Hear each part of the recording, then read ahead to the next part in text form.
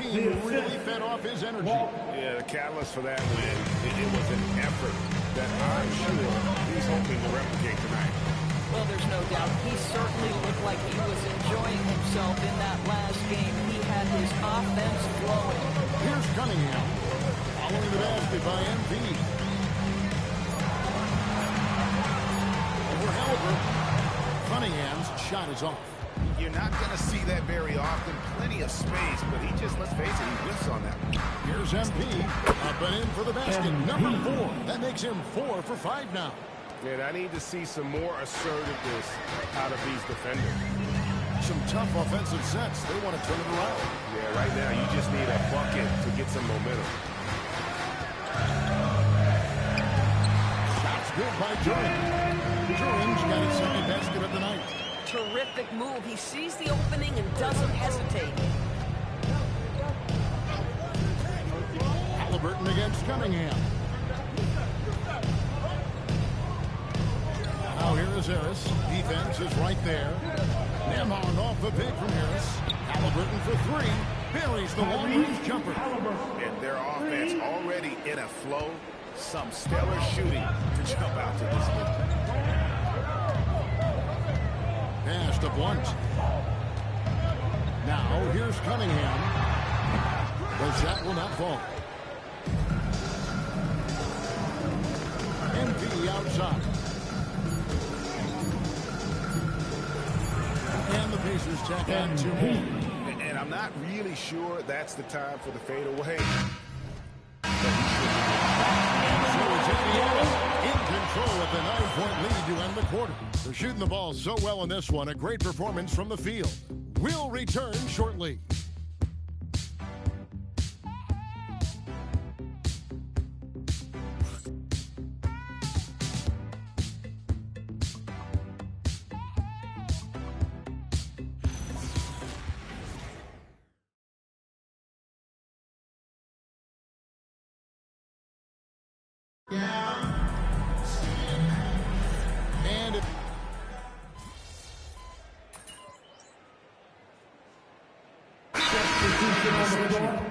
And so the timeout there by J.B. Bickerstaff. Coach needs a moment to talk things over. Make some noise!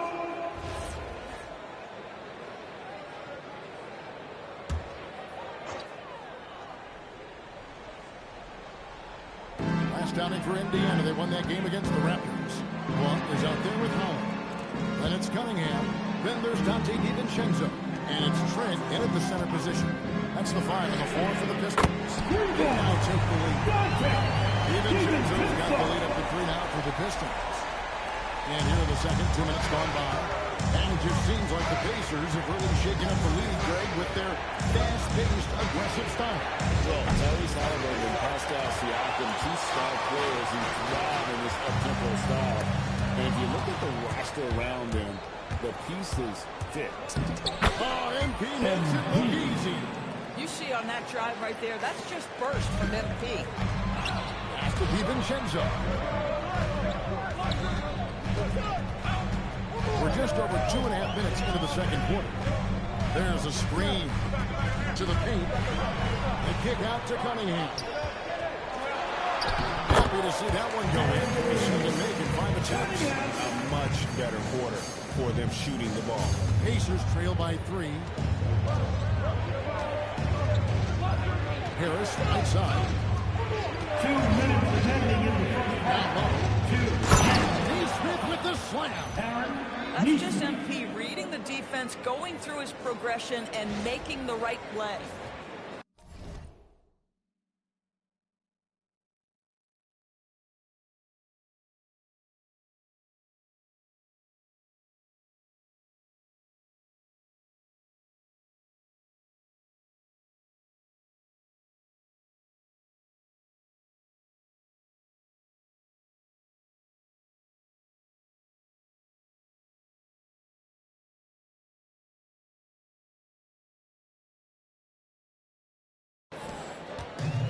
Cunningham with the ball for the Pistons. Pass to DiVincenzo. Here's Blunt. Oh, and that one, no question. plays can make a difference in a game like this. Well, you know it's going to fire up, Greg, everybody on that bench.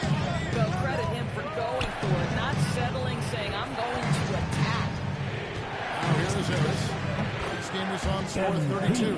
What an incredible game so far for MP. He's showing no signs of slowing down. And the rejection by MP. Blunt can't get it to go. And not allowing the shooter even an inch.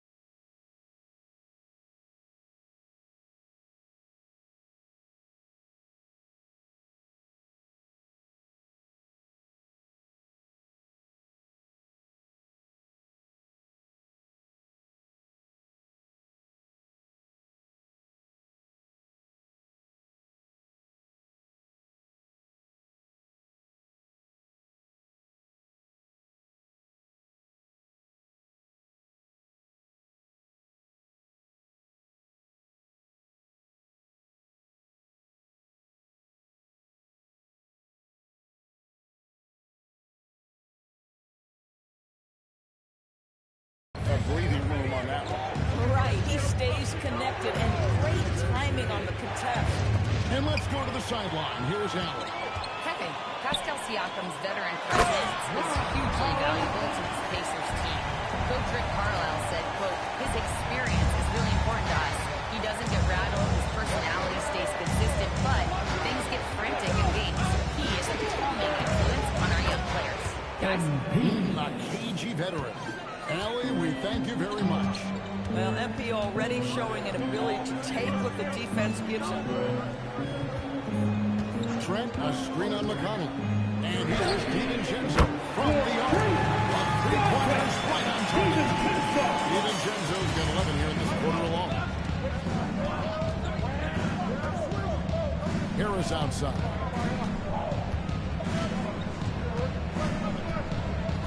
Fader on the way. Makes a big high bounce and goes in. Harris has got 18 points. And obviously his momentum from the last game has carried over here tonight. No, I think that's the one thing every player is searching for. Consistency. They're giving this guy a chance to carry the offense once again. Here's Blunt. And the rejection by MP. Dante DiVincenzo. He's been the guy making things happen. Detroit, he comes away with 11 points in the quarter and is showing no signs of fatigue. Don't go anywhere. We'll be right back.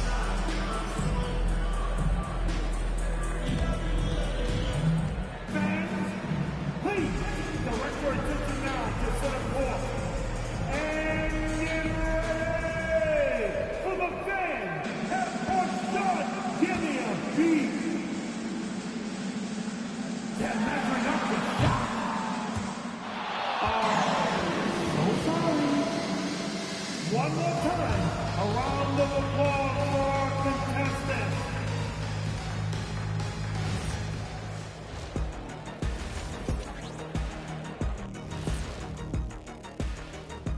Thanks for joining us for this fun-filled burst of basketball bliss. We kick off tonight's show with the power rankings across the league. Guys, I want to talk about something else for just a second. Is it me, or have the alternative jerseys around the league gotten a little too creative? I wish you wear an alternative jersey every once in a while, Ernie. Yeah, man. You know, your threads are getting a little bit stale. You know what I'm saying? Hey, what's up with this? I just asked a basketball question, and now it's a personal attack. I'm done with you. Moving on, let's look at how these Pistons are doing. That first half was close. Sometimes it takes everyone on your roster.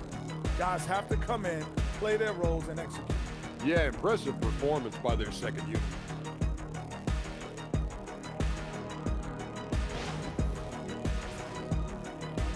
And that is it for halftime, folks. It is back to Kevin Harlan and the crew for the second half.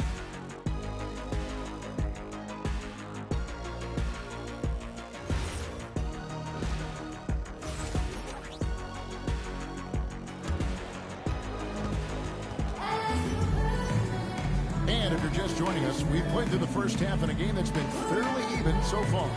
We've seen a tremendous game from Harris. Well, he was putting on a passing clinic in that first half, set up a lot of their mates. Doing such a great job of orchestrating this offense. I love the way he has been in complete command of the offense. Well, Greg, you've had a long NBA career, so I'm curious, what's one of the biggest changes you've noticed since you've retired? Well, you know, one that doesn't get talked about enough. You know, players these days are just longer, especially in the backcourt, and that wing position. Feels like every team has a guy 6'9" or taller that is a pure perimeter player. And so in the game for the Pacers. At the guard positions, Halliburton and Nembhard. Walker out there with Pascal Siakam. And it's Harris and it's small forward. Holland the pass to Durant. Plays it up and banks it in. Durant got 6. Important points there. Got him on a nice play, getting the ball inside and right to the bucket. Here's MP, and it's in there. Harris has got it all tied up now for Indiana. Another one for MP, giving the fans their money's worth here. Pass to Whitehead.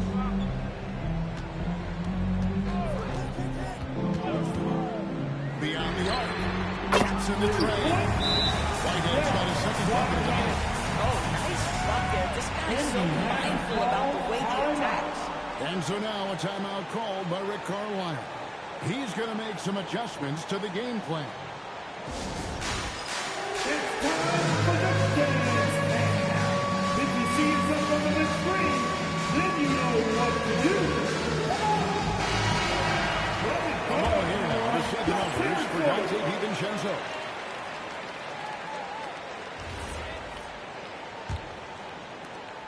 Pacers trail by 3. Swiped it away. One-on-one fast break. Here's Blunt. And the Pistons getting another bucket right there. I'll tell you exactly the start to this half that you're looking for. He's taken 3 shots. He's made 3 shots. Inside, here's Walker. And the dunk by Walker. Nice pass by MP, showing how unselfish he can be. Detroit leads by 3.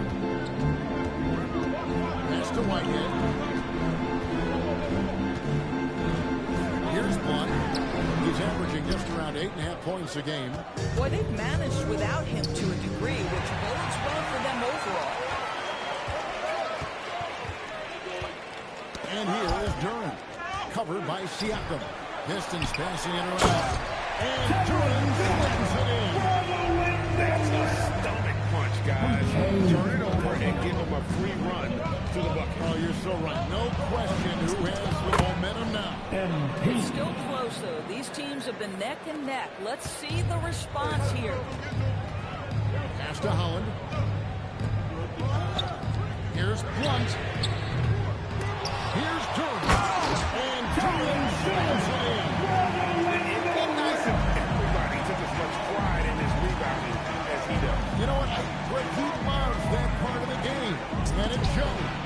Well, but as defenders keep forgetting to box him out, he continues to just make them pay. Here's Cunningham. Holding the basket by MP. And so the timeout here by J.B. Bickerstaff. He made the decision to huddle up with his guys and talk about strategy. Outstanding play. That was your pick. Great dance.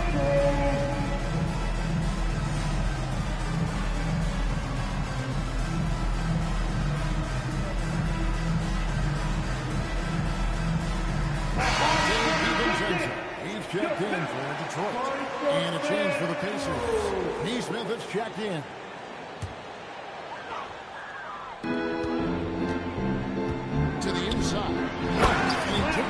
fantastic lead pass up strong for the slam. And just tacks a few more points onto their lead with the top. That's bringing it down hard. The three from MP. Rebound by the Pistons. After DiVincenzo. Fires the three. They get it back. Here's Whitehead. Here's Holland. Guarded by Walker. 6 to shoot. And he finishes it off with a one-handed jam. And he can do a lot more damage to the rim than that when he wants. Oh, you're right. And with the lead they're enjoying, I'm surprised he didn't put a little something extra on that one. MP. That one's good, and the Piston lead.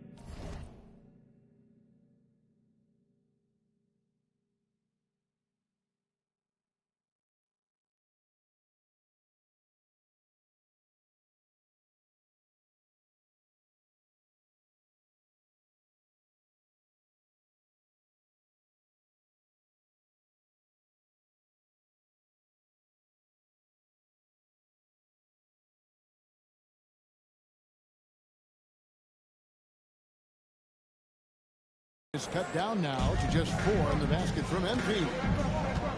DiVincenzo passes to Durant. Here's Blunt, and the rejection by MP. Out of bounds. Out of bounds. Pistons ball. Detroit keeps possession. Both teams have substitutions.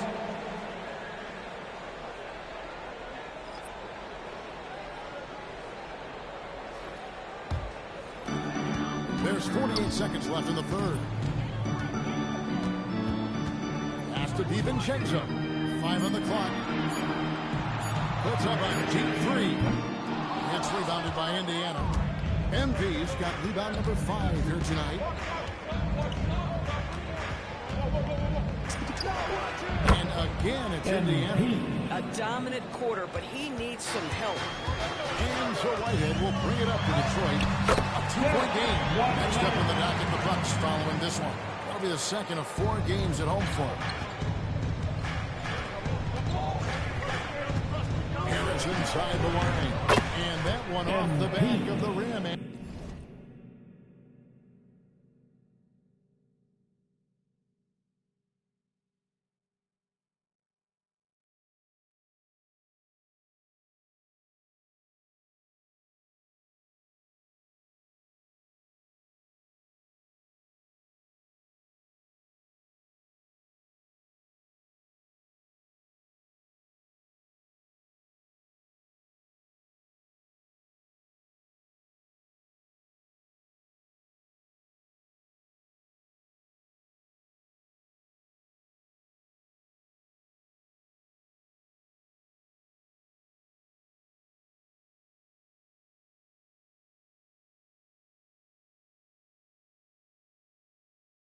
And in. MP's got 33. Yeah, sometimes your teammate gets you open with a screen. MP able to capitalize. Right hand shot is off. And the game's still closely contested as we end the third quarter. The Pistons on top. They're up by 2. And we're coming right back after this break to get the fourth quarter underway.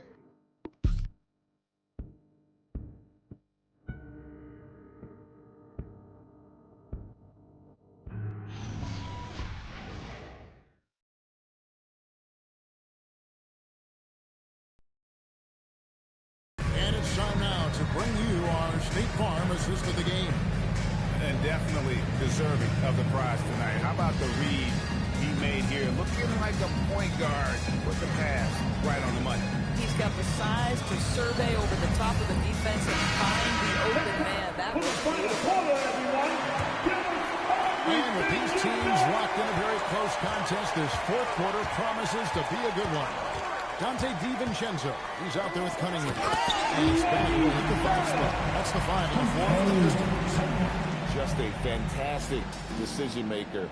Cunningham giving it up in that 2-man set. And here's MP for 3. Connects from 3-point range.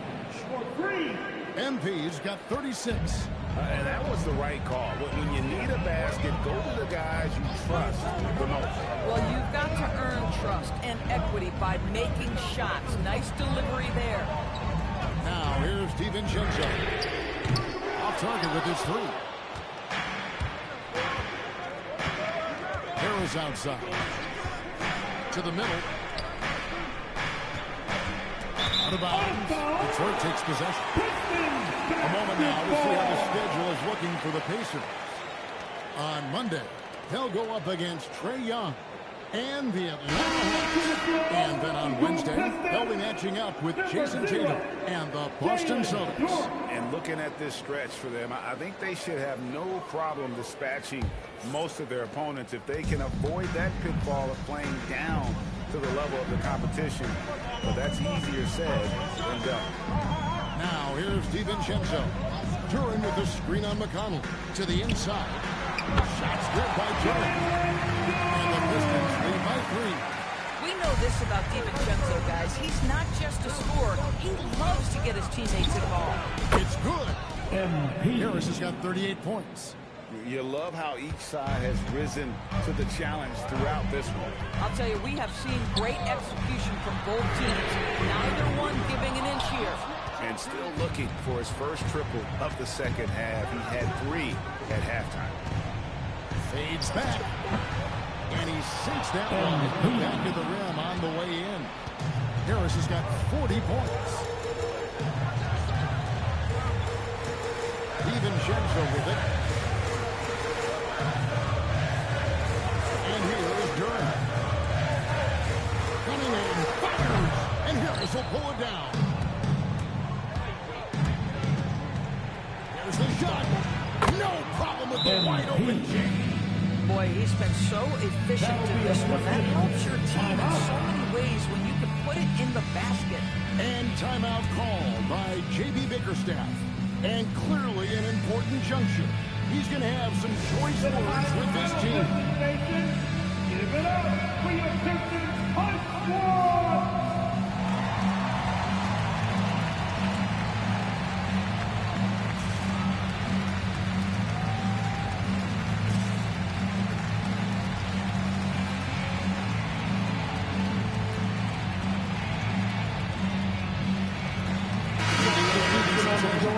Siakam is checked in for Toppin.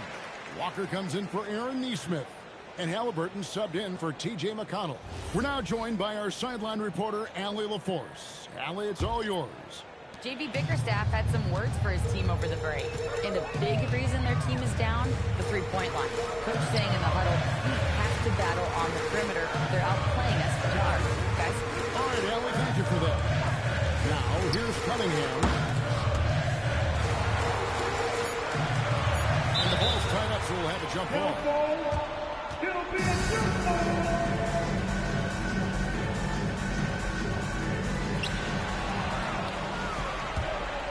Now Harris.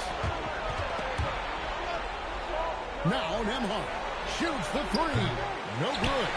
Hard to figure out how he doesn't knock that one down. No defender in sight. 2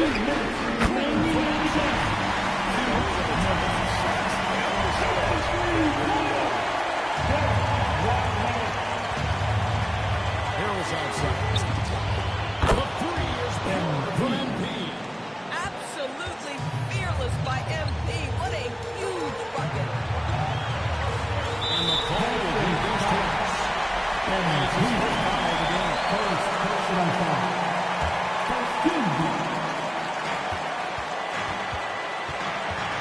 Cunningham looking it over. Lock at 6. Can't get it to go. Pacers leading by 3. Harris. Right through MP. MP is absolutely fearless when they had to have a score. Go ahead, young sir.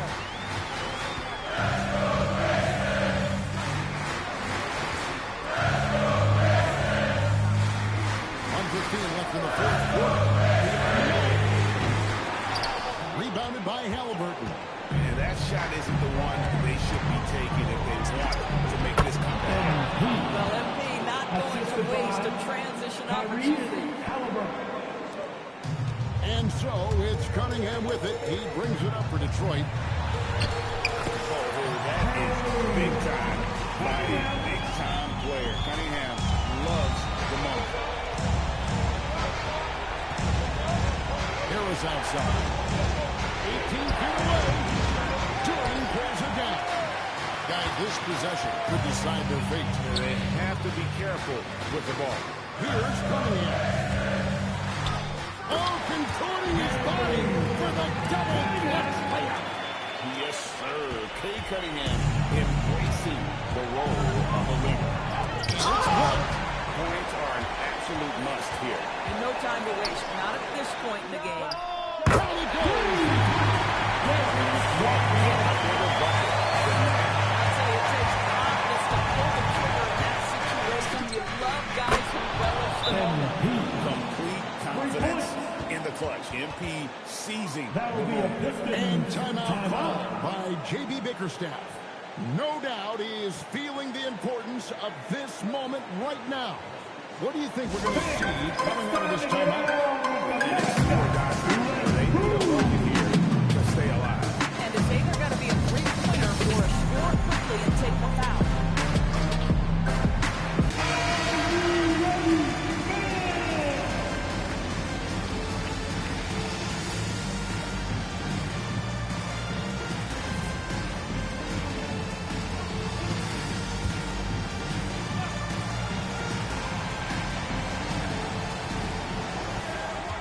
Takes the shot. And the excellent defensive pressure does the job. And they commit an intentional foul. That's another one of those so they can get into the penalty. Yeah, you can't let them hold the ball. Just move those 5 seconds away. And that's an intentional foul. Personal foul. Team 7. At the line for the Pets. He doesn't have the first, and that was the one he really wanted. He's got one more, though. And the second of 2 is good. That gives them a 4-point cushion.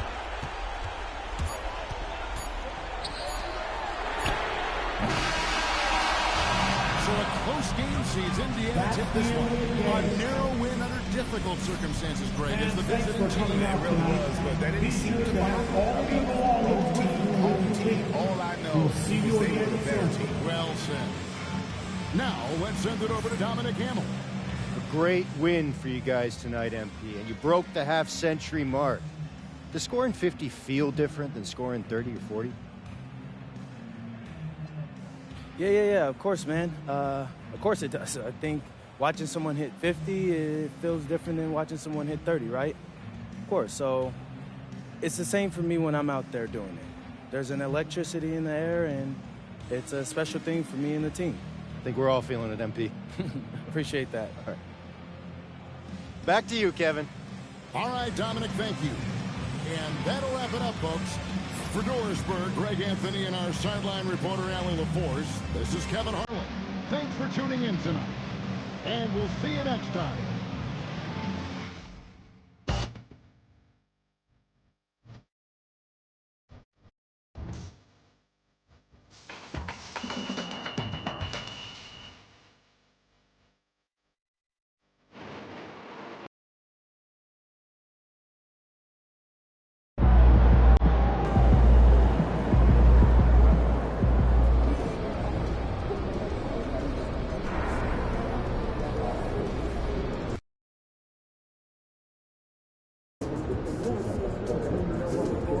Sometimes we're out of bounds, we got to stretch for content, but other times, it's fine as us, man. Yeah. What found us this time? Check it out.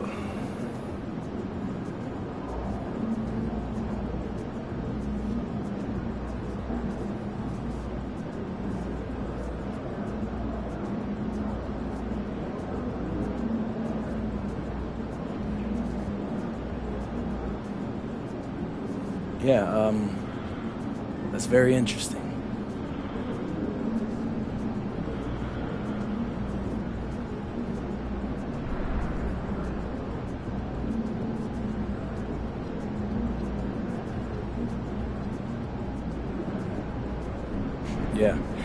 just for that, I'm going to outscore Buddy and see if he thinks that's pathetic.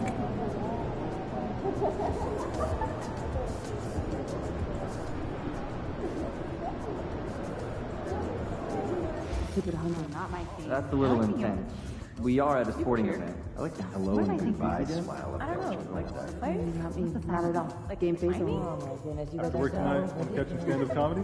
They were out early. Love the idea. How early? About 2 hours. Got you. How you feel last time? Didn't they just get it? Started right when they arrived. Worked up a good lather. What is it? Yeah, they must be putting a lot into the jacket. Oh, that would be.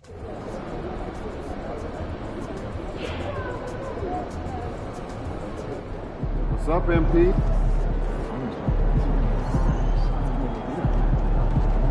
I ain't ready yet, P.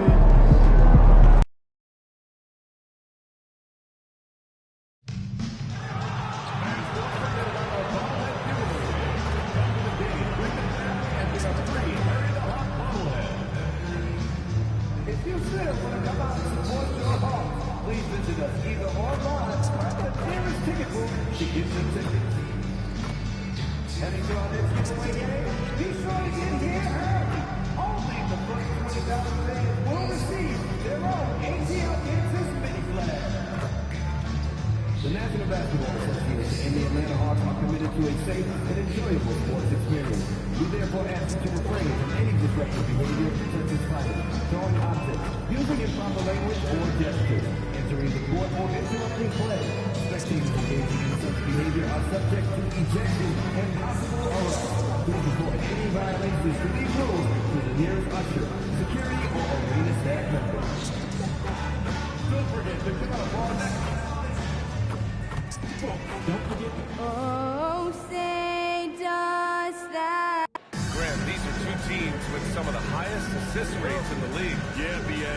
And it really goes to show the unselfish attitude they both have. Not to mention how many skilled passers are on both rosters. And while MP is all about team success, he's trying to win his matchup every single night with an eye towards showing that perhaps he's been underrated. And truthfully, MP has looked like he's just on another level in recent matchups, outperforming his opponent and excelling in his position. In terms of rising to the challenge he set for himself, this may have been the focus MP needed to take his game to the next level. So look at the starters for the Pacers. Halliburton and Nembhard make up the backcourt. Jarris Walker out there with MP, and it's Siakam in at the pivot spot, manning the middle. Look, that's what you want. Young is just so good when he penetrates. And here's Indiana now, following the score by Atlanta. And out of bounds, Atlanta will have it. And let's take this chance to call out our Eastern Conference Player of the Week, MP.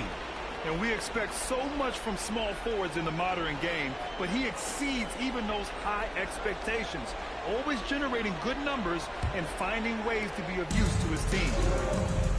Time now to hear from our reporter, Allie LaForce. I caught up with Quinn Snyder. The first thing Coach brought up, how to deal with Tyrese Halliburton. He said to me, Tyrese is who makes their offense tick. He doesn't just run the show, he is the show. With Hallie, you have to make him uncomfortable. You have to switch up the coverages. It's never easy facing off with Tyrese Halliburton. Back to you guys. Thank you for that, Allie. Here's Harris. They can't stop the run with that one. Well, and even though he couldn't get that one to fall, that's a shot they want him taking. Well, from outside. Pacers with a rebound. And this is a very difficult team to beat right now. 13 straight wins. Well, you look at the discipline, the way these guys play under control, they never get out of balance when they find themselves in a hole. They just continue to fight, play their game, and enforce their own pace. Young misses. Finding space on the perimeter, but he couldn't capitalize. Stan, there's always a lot of attention on Trae Young. What do you think his defining quality is? Well, look, Brian, he's one of the premier facilitators in the NBA. Not many players have the timing he does. Whether it's a lob or off the bounce, his passes find the mark. Here's Young. After the basket by Indiana on the other end. And he was fouled in the act of shooting. Opportunity for a three-point play here. Well, Young invites the contact. He's so good at finishing. finishing through the foul. Atlanta shooting their first free throw of the East. Buffkin, he's checked in for Atlanta. Neesmith, he's checked in for Indiana.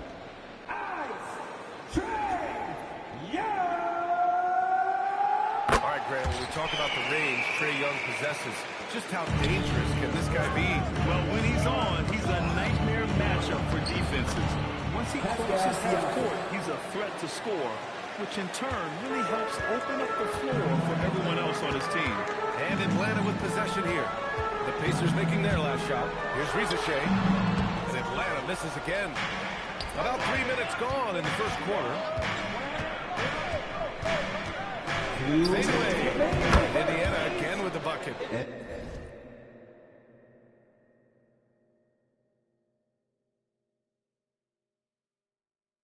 Getting it done from the in-between area, MP just taking what the defense gives him. Pass to Buffkin. Now here's Johnson. Good ball movement here by Atlanta. Outside Young. Three-pointer. Kept alive. Takes the three. Oh, the Hawks again. Cannot hit it. Indiana trailing here. Harris outside. Pass to Halliburton. As the shot is good. Harris making the play. What a release. Halliburton getting rid of it. Atlanta's gone 1 for 5 from three-point range. A cold start. Yeah, that one's good. And they may have talked about shot selection coming into this. And timeout called by Rick Carlisle. Coach probably just checking to make sure everybody's on the same page here.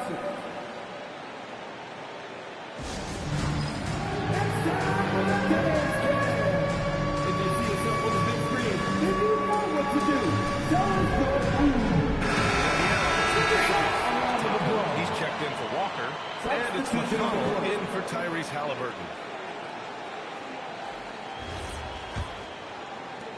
1:10 left in the opening quarter. MP scanning the floor. Down low. Siakam. And he banks in the layup. And that's now 6 points for Pascal Siakam. A long swing player. Siakam uses that 6'9" length down low. Pass to Buffkin. Outside Rizachet. Shot clock at 6. The three is up. It's rebounded by Indiana. First chance of the season for them to go up against Atlanta. And you know you're going up against a team that has revenge on the brain. Besting them in the conference semis last year. Man, he's bringing the energy, the efficiency. I love what he's doing offensively. Here's Rizachet. Drops it in from 14 feet away. Yeah, a really good score off the bounce. Rizachet hits the brakes and lets it fly. MP outside. Pass to Siakam. And the shot is good. Harris making the play. Harris has got 4 assists now tonight. Want to score in the NBA? Picks can really force the D to make tough choices. Boy, oh boy. Both teams lighting it up to start this game. Yeah, I'm not sure both coaches would like to see more defensive intensity from their team. Tie game in Atlanta. Let's take a quick break, and then it's on to the second quarter after this.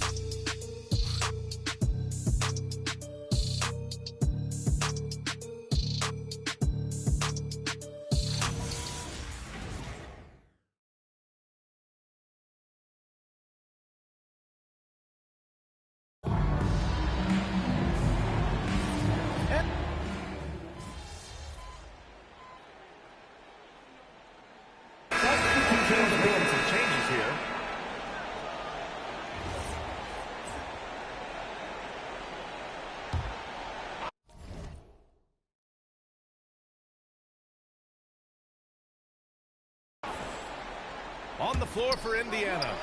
McConnell and Nembhard are in the backcourt. Pascal Siakam out there with Obi Toppin. And it's MP in at the 3, the small forward. And let's swing it over to the sideline and hear from Allie. Well, MP in the last matchup against the Pistons had a huge game. He scored 53 points, and in terms of his shooting, well, mistakes and bad selections were few and far between. That night will be etched in people's memories. He was relentless. I'm curious to see how he follows it up. Guys? Yeah, spot on, Allie. Impressive ability to carry his team to victory, Greg. I was really impressed. They wouldn't have won the game if it wasn't for his attacking mindset and will to win. Yeah, and we're likely to see them go to him early on. See if he can't replicate that performance. Here's McConnell following the three-pointer by Atlanta. Outside Rizachet. Pass to Eason. Here's Bufkin. Beyond the arc. That one falls. His second make in 5 attempts. All right, let's take a look at the energy stats. How the hustle game has been going for the Hawks. Well, the coaching staff has to be happy with how active they've been defensively, forcing turnovers and making the offense. I also liked how they've attacked the opposition off of turnovers. I mean, just making them pay for every mistake out there. Just hasn't found much consistency from the floor, but his teammates have picked up the slack. MP, the pass to Thompson. Well, to play great defense, teams have to provide help. But how do you avoid over-helping? It's a great question, B.A., and it's like anything in the game. Basketball is a game of decisions. I think people look at it and they talk about athletic ability and they talk about skills, which are both important. But the best players and the best teams are the best decision makers, and the same thing goes as to when to help and when to stay home on shooters. That drops, and it comes off an assist from Siakam. Harris has got 5 points now in the quarter. Well, MP was ready to shoot, so they got him the ball. It's that simple. Good ball movement here by Atlanta. Here's Rizachet. And good. Rattles through the hoop. Risachet's got 10 points in the game. His strong shooting has really helped them secure this lead. And timeout called by Rick Carlisle. A moment to rest and confer on the game plan.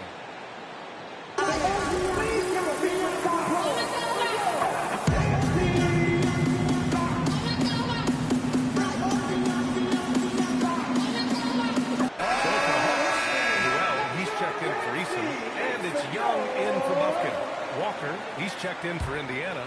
Halliburton comes in for McConnell. And so it's Halliburton with it. He brings it up for the Indiana Pacers. They trail by 3. Nembhard for 3. He drops it from range.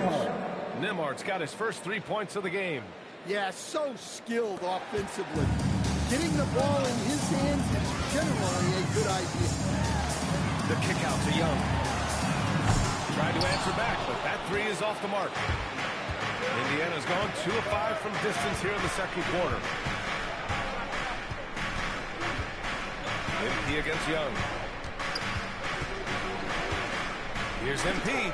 And Indiana again with the bucket.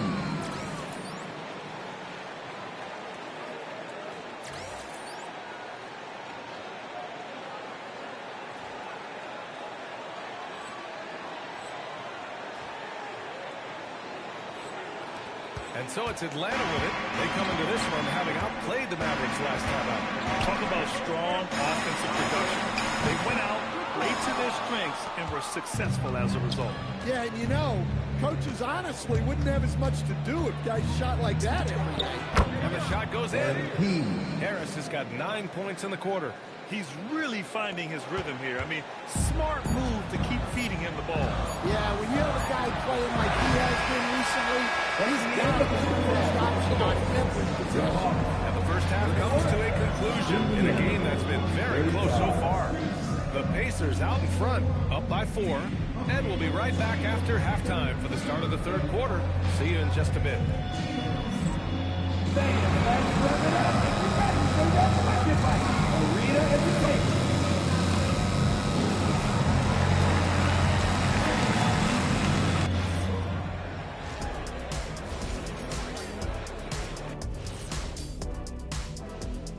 Hey folks, welcome. The Atlanta Hawks find themselves here in a close one at the half. Guys taking shots for them, trying to do too much all at once. I think it's jamming up their flow. Yeah, everyone has to have a role on the offensive end. Share the ball and trust your teammates. All right, fellas, let's now take a look at what's to come on the upcoming schedule. Not sure any run of games feel comfortable, but this might be as close as you can get. They're at home against teams that they can clearly beat. This is a great opportunity for them to stack up some W's. And that'll do it for us. Thanks for stopping by. We'll head back down to Brian Anderson and crew for the start of the third quarter.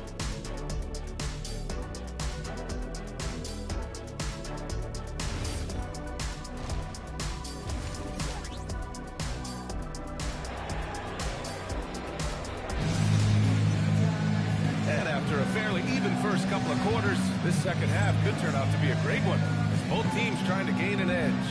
Hey, you look at MP in this game, he's been everywhere. Through the first 2 quarters, he's been on fire. Explosive offensive performance. Yeah, and in terms of slowing him down, I think they're going to have to change things up. Give him some different looks.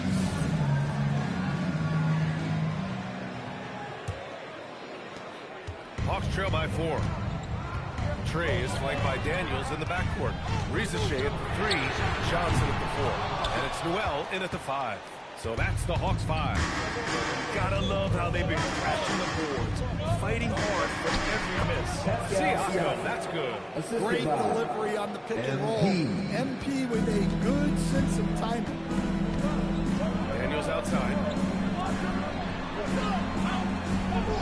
Outside Rizachet. Young looking for an opening. 6 to shoot. Looking to get it going. And it's Harris with the rebound. He's been just a little off the mark tonight. Really the story of the game so far. And a minute played as the second half gets going. Halliburton outside. Off target from outside. He had more than enough room to hit that. Just couldn't make it happen. And few players are more valuable to their teams than Tyrese Halliburton. Yeah, he leads the way for them, BA. An efficient scorer, elite playmaking, and disruptive defensively. And of course, he makes clutch plays at both ends. And timeout called by Rick Carlisle. Coach taking this moment to speak to his guys. Maybe alter some of the game plan.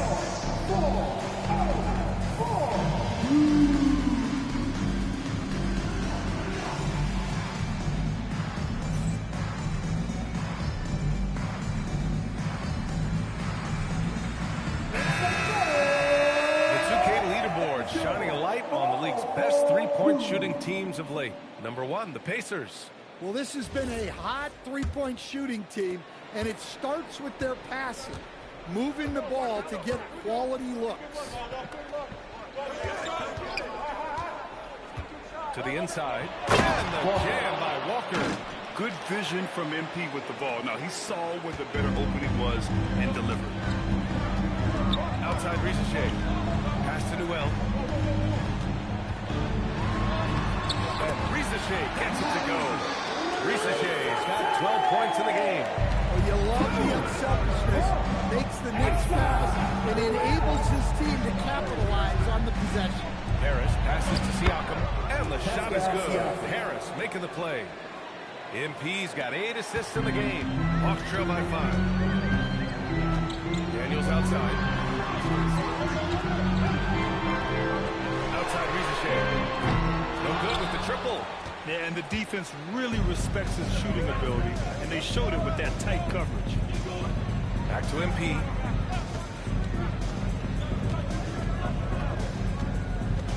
To the paint. Siakam.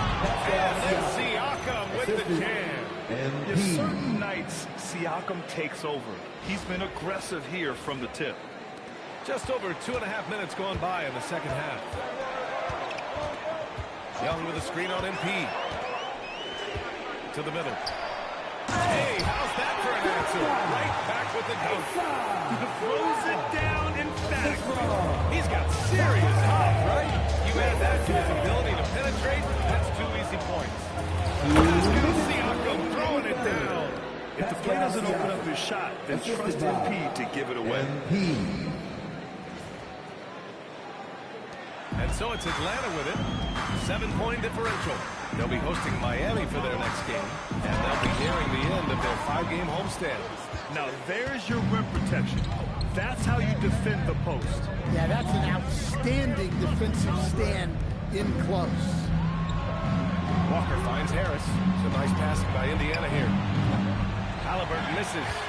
For Atlanta, they've gone 3 of 7 here in this third quarter. And let's send it over to Allie LaForce. Trae Young is getting recognition for his playmaking. He said, I've been top 5 in assists since I've been in this league, but I've been able to score so easily. People consider that selfish at times. I'm not even worrying about what people got to say.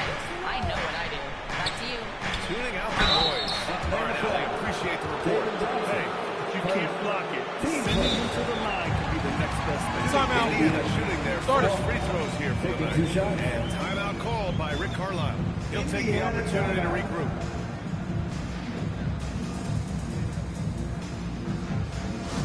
Fans, turn your attention to center court. It's the Hawks Heights Ball.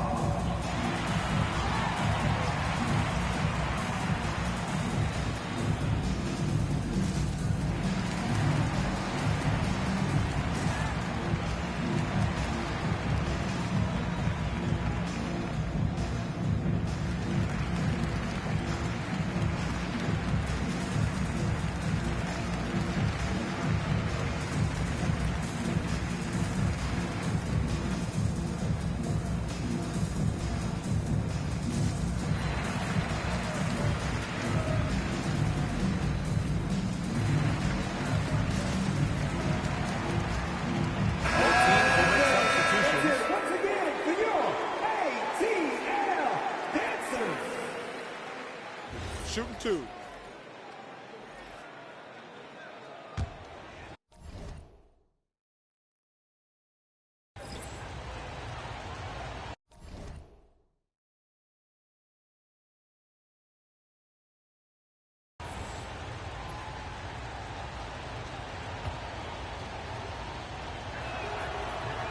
And he can't get the first one. McConnell, he's checked it.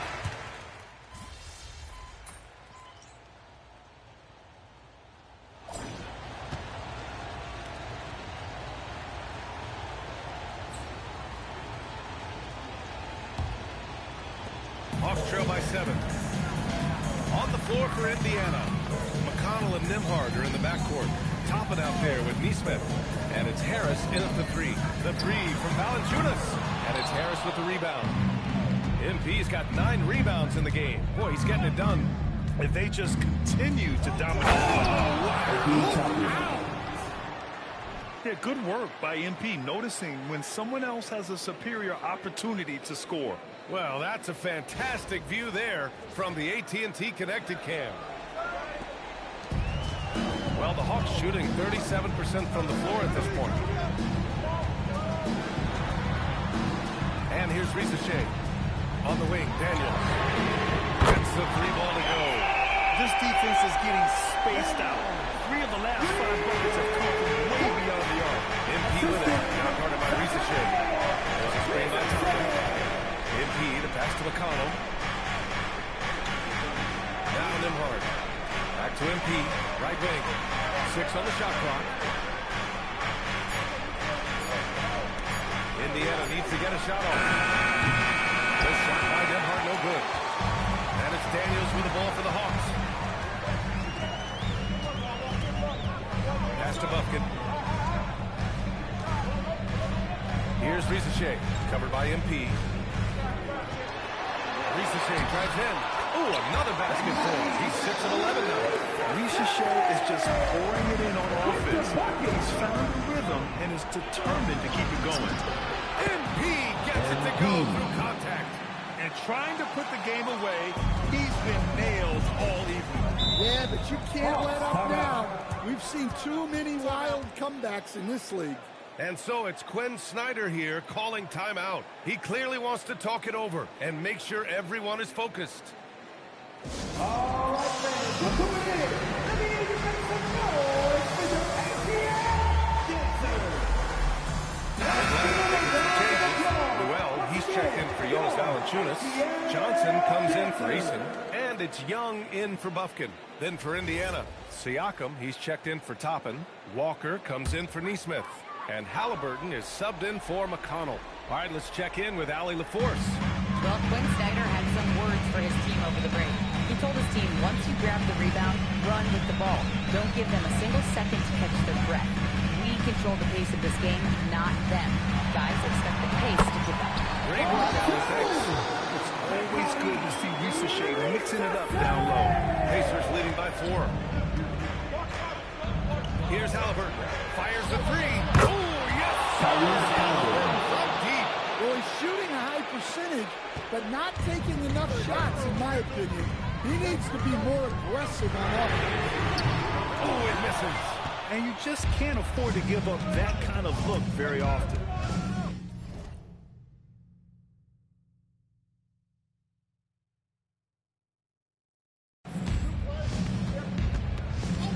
Harris outside. No good. For Atlanta, they've gone 3 of 5 since this fourth quarter started. It's good from beyond the arc. Yeah, just a tenacious play by Risa Shea. He wants to be the guy who delivers for his team in these moments. Oh, it misses. Deep line, we thought he was going to bury that. Now Young. Daniels fires. And no one in the vicinity. And for Daniels, that's a comfortable range for him. And he's big enough that he can shoot over the top of the defense.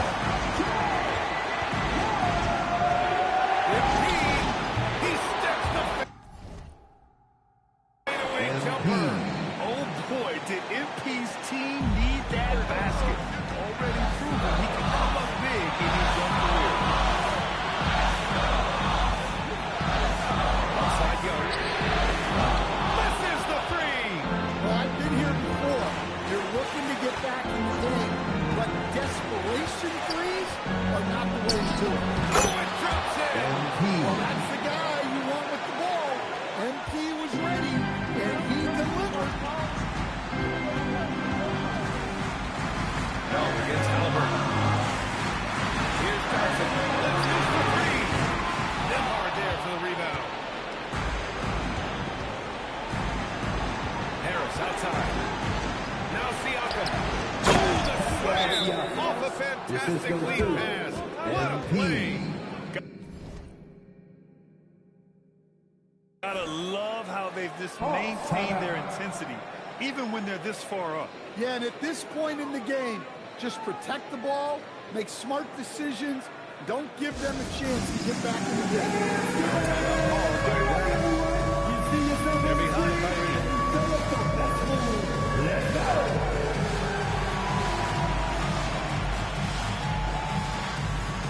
Let's see it. Everyone, let's hear it for you.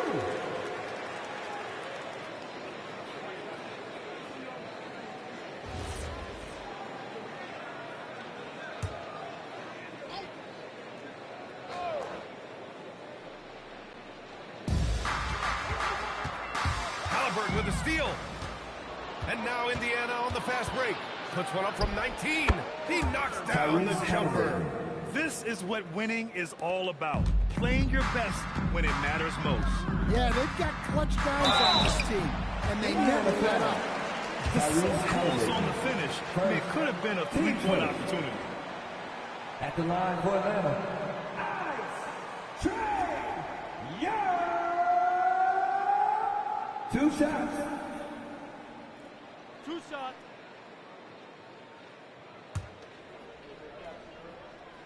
Good on the first, and that brings him within single digits.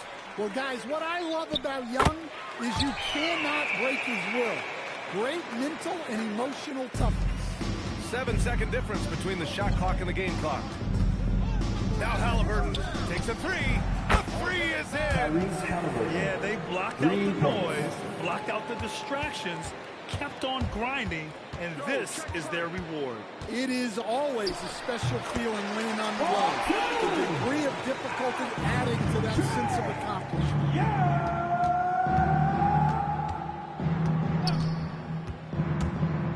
Halliburton fires.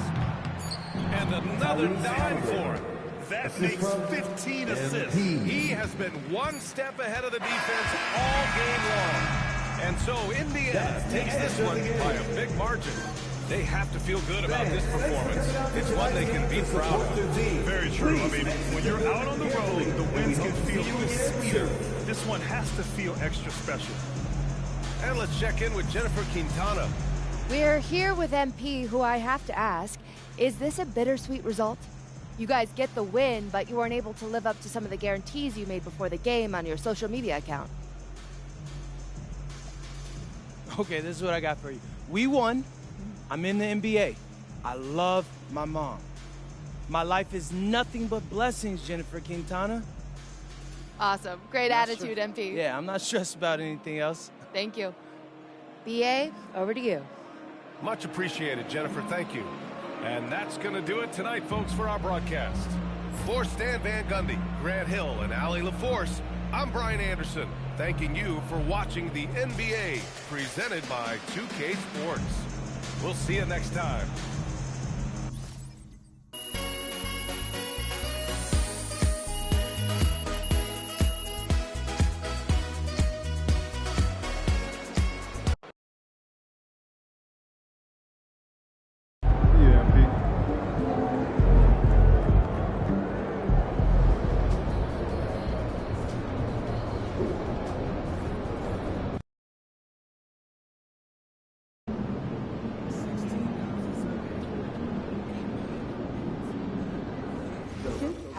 Everyone. Is it okay for us to ask them if we don't see one? Absolutely. Also, just be sure that no one's feet are getting in the walkway or court area as the night goes on. Okay?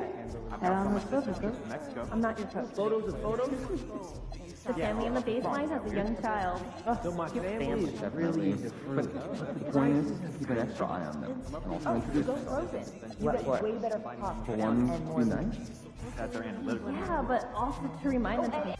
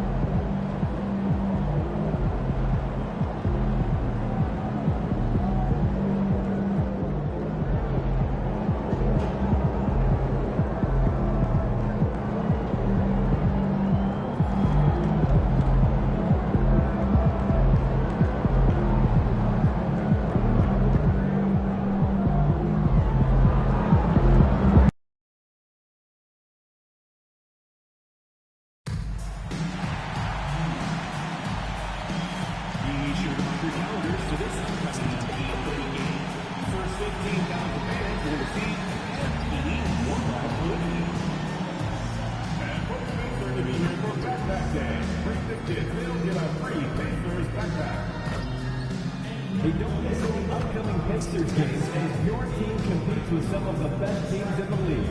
Open our mobile app for the upcoming promotional schedule. New Pacers players give you great seats at a great price. Visit the ticket booth today for details and available games.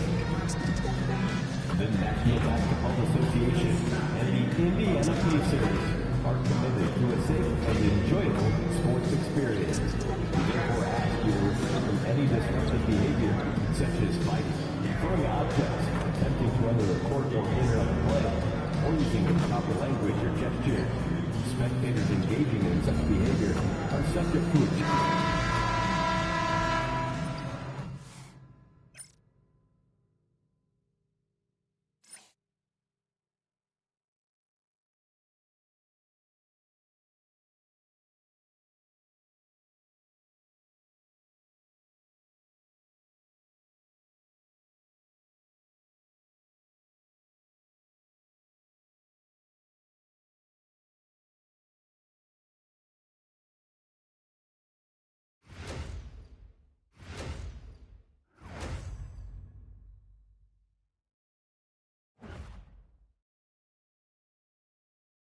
Hello, and thanks for joining us, folks, for this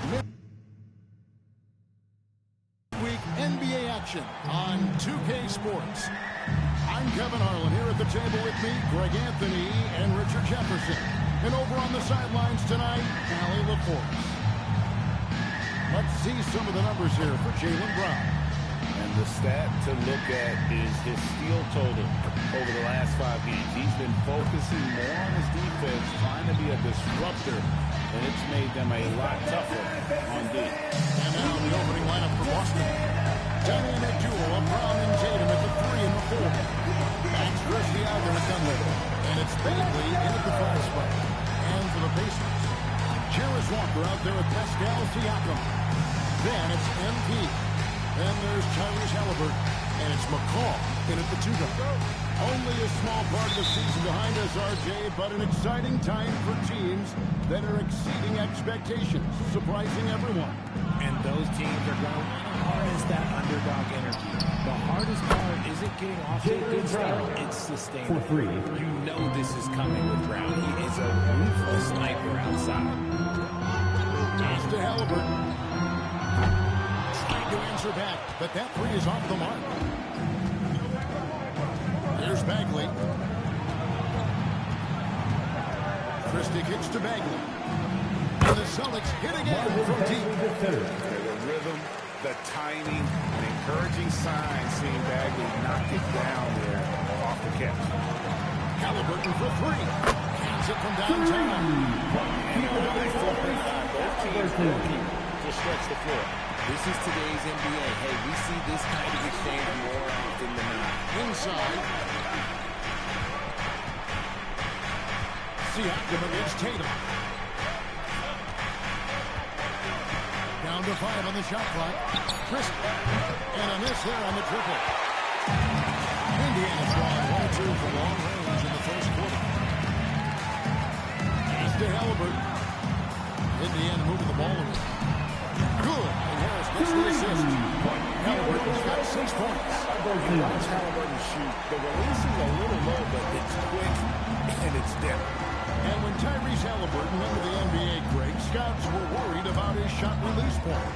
It's definitely lower than you would teach, but by the same token, that's why he gets it off so quickly, making it a tough shot to contest. Now, here's MP. Jason Tatum missing his last shot. MP, no good. And you don't see that every day. Usually he'll convert when he gets that close to the rim. Tatum kicks to Dunleavy. Tatum passes to Brown. Back to Tatum. Again, the miss by the Celtics. Shocking that he just bricked that one. The defense got real lucky there. And they take the lead. That's MP. MP knows his angles, and he can tell when his shot is there. Let's go to the sideline and see what Allie LaForce has dug up for us. Allie, take it away. Rick Carlisle and I got a chance to talk for a bit. We talked about his approach at guarding Jason Tatum.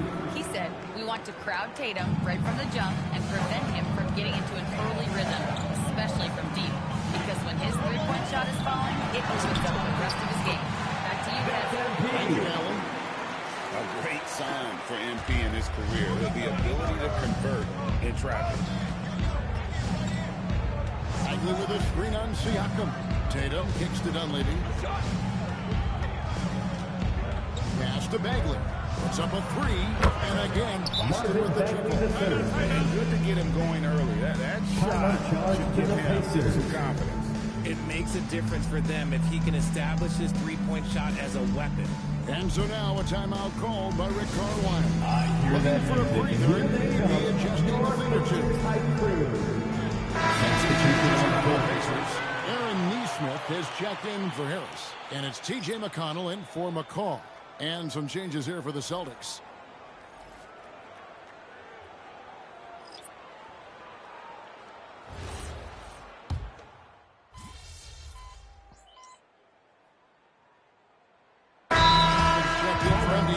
Harris comes in for Hilbert. And the Celtics also making a change. Sam Hauser's checked in for Edwards.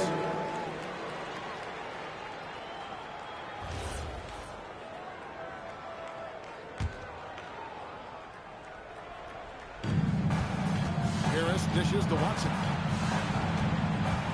Down low. Here's Hauser. And he floats in for the easy two. Credit the assist on that one. 6 changes of the lead here. Yeah, both teams still kind of feeling their way through this game. Harris passes to Siakam.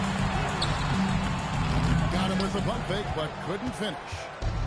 And it's Harris with the ball for the Celtics. Marshall with the bounce pass.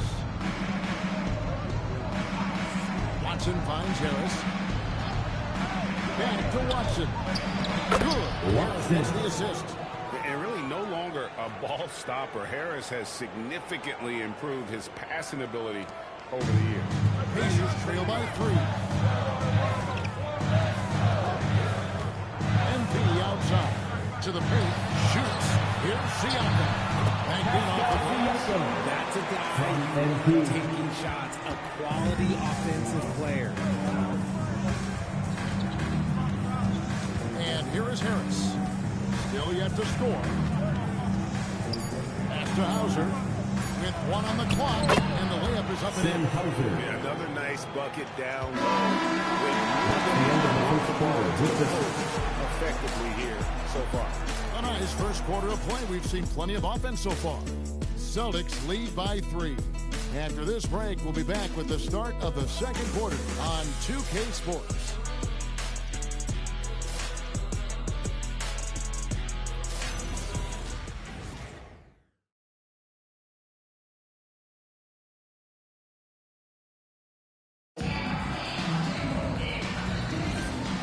Just tuning in, it's been a pretty even game through the first quarter. And a moment to look at the scoring approach in terms of where the points are coming from for Boston. Well, so far they're long-range shooting the story, doing And another thing Coach will be thrilled with, the assist numbers, spreading the wealth and creating some offensive opportunities. On the court for the Celtics, second quarter underway. They've got Peyton Watson. He's out there with Harris. Marshall's out there with Brown, and it's Gonzalez in at the point guard position. To the inside. Jackson with the basket on the assist. Harris has got assist number 5 here tonight. And we've seen several lead changes tonight. Neither team giving an edge. I've been the edge with my seat courtside, and this has been a barn burner. And now, Allen McCoy says something for us from the sideline. Well, MP in the last matchup against the Hawks had a huge game. He tallied 21 points and registered at the level showing off all of his skills. And really, his game will stand out when you look at his career, considering how absurd some of those numbers are. Guys? Great stuff as always, Allie. Thank you. In stretches, he was absolutely done. Greg, he'd love to make them rounds tonight. This team needs his contributions. When he's right, he makes winning plays time and time again. Expect them to go to him early and often. Don't want to let that hot hand go to waste. And the shot is good. Guys really learned this coming up. MP creating space off the dribble. And so the timeout by Joe Mazzulla here. He's going to have a discussion on the sideline.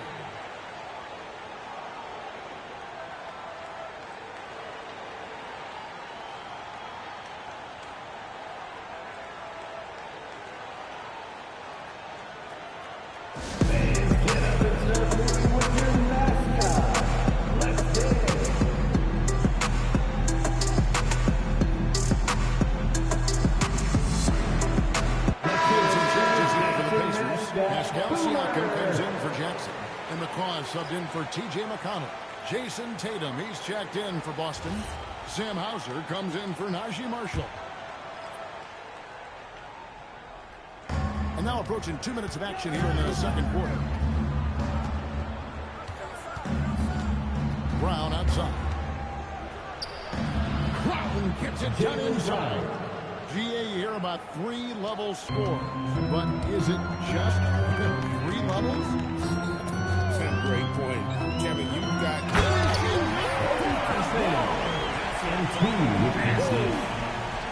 How about the vision from MP? In the pick and roll, that's very encouraging to see. Oh, that's an outstanding view from the AT&T connected team. Hauser. It's stolen. Now here is Harris. He's got 8. Out to the wing. Neesmith can't get it to go. If he gets that look again, he should take it. Can't let one miss scare you off of a very good shot. Pass to Harris. Fires for 3. The shot's good. Brown making the play. 3 points. And that'll tie this game up. And that has earned Harris a ton of money. The ability to spot up, shoot, and knock it down. To the wing right side. Here's Neesmith. And he can't answer back. The three-pointer offline. And here's Tatum. He'll bring it up to the Boston Celtics. Their last game a win against the Lakers, looking to carry it into this one. Well, you look at the points they produced in that game. Great adjustments on the offensive end. Coaches love that kind of showing offensively, especially on the road. A 3 from MP. And that one is good. MP's got 6 points in the quarter. Breaking down some numbers here, the hustle stats for the Pacers. From the tip, they are not making things easy on them. Lots of steals, playing disruptive basketball. And another thing, guys, that they've been very active tonight, frequently creating scoring opportunities off turnovers. 1:14 left in the first half of basketball. Here's Toppin. And Toppin pulls it down. And that's a great lead for MP. The Celtics have gotten 4 of the first 5 shots in the second quarter. Outstanding shooting. Fundamentals, guys, using the one-hand slam. Really makes the basics look pretty exceptional. And stolen by Harris.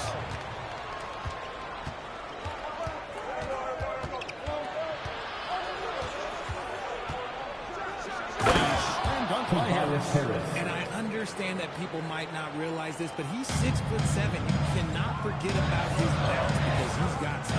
With the step, a 3 from MP. Brings home the trifecta.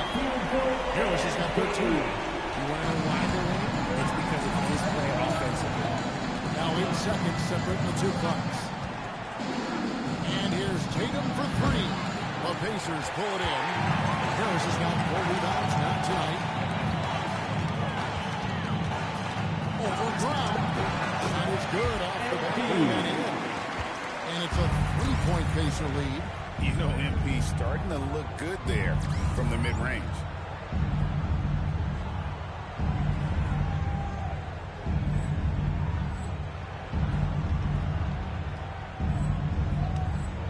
Tatum against Toppin. And it's Hauser in the corner. From outside, off the mark. And so it's MP. Running up 2 minutes and getting buckets. He is looking as determined as ever. We'll take a quick break and then back to the action here.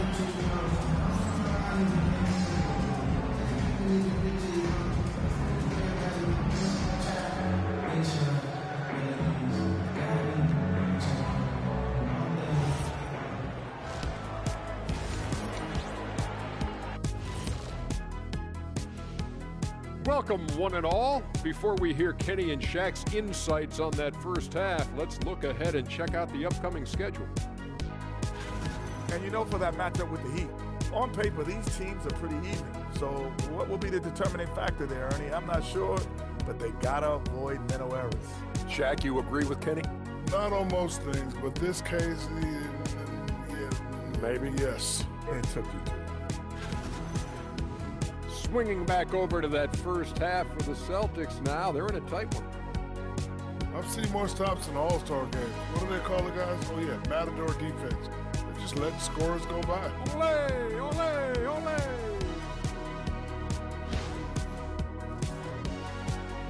And that about wraps it up. And as the third quarter is about to begin, we go to Kevin Harlan for the call.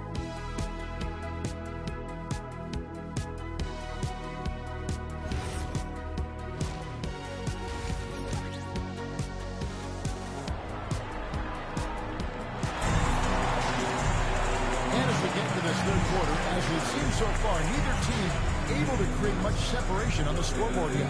We've seen a tremendous game from Harris. Man, he's been running wild on him through that first half. Absolute dynamite on offense. If they don't change their approach in the second half, let's just say his success will continue.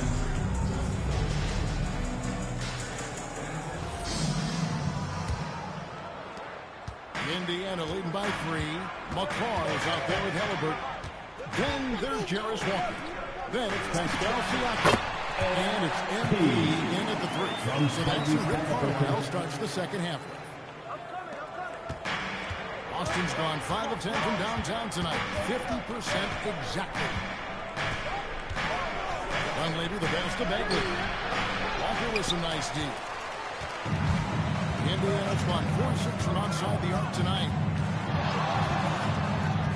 Harris kicks to Siakam. Good in the assist. Covers to MP.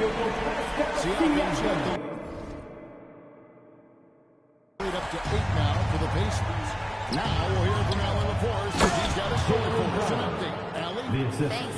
Jason Tatum talked about his development since coming into the league, and he said earlier, I was playing the game just to play the game instead of thinking it.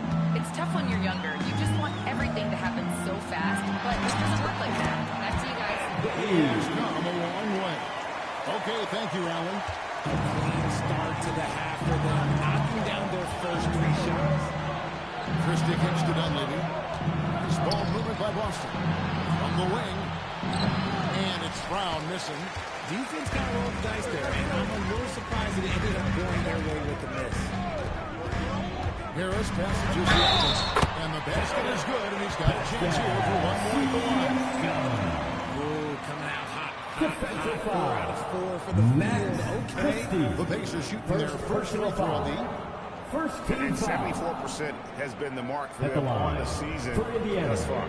Pascal Siakam, 1 shot.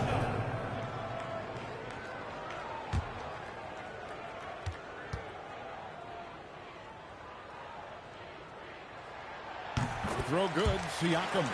A big man who can score, rebound, and pass. This is why Siakam has become a huge piece of this team. Tatum a screen. Dunleavy for 3. Hits the 3-point bomb. For 3. Dunleavy's got himself going there. His first points of the game on the deep ball. And so it's Halliburton who brings up the ball for Indiana.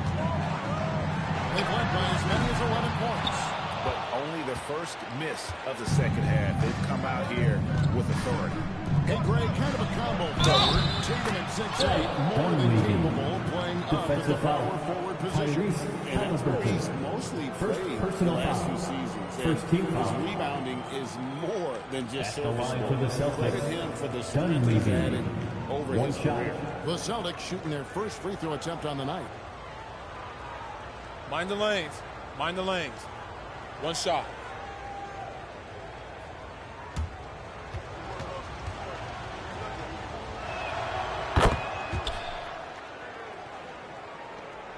Pacers leading by 5. Walker is screen on right. Harris passes to Walker. And yes, it's good. Walker's got his first bucket in this one. Used the pick to perfection and got all the way to the rim. Pass to Christie. The three. Knocks down the three ball. Every year that Tatum is in the league, he just improves his passing. Indiana's gone 1 of 2 from beyond the arc since coming out of the break. Here's Harris. And the Pacers tack on 2 more. Coming off a big game, his confidence couldn't be higher. And coach knows it. When it ain't broke, leave it alone. Until someone stops him, just let it roll. 2 minutes remaining in the third. Brown against MP. Brown dishes to Bagley. Shooting foul as the whistle blows. He'll shoot 2 free throws. Second team foul. Thing about Bagley, big, The line for the Celtics. very hard to stop without foul. 2 shots. This is his first free throw of the game. Take a break. 2 shots.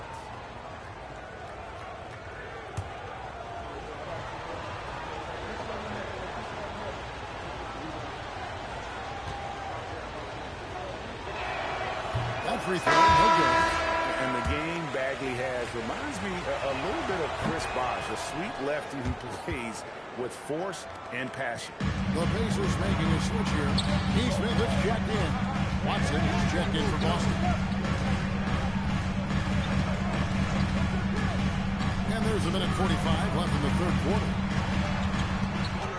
Halliburton gets to Harris. 4 on the clock.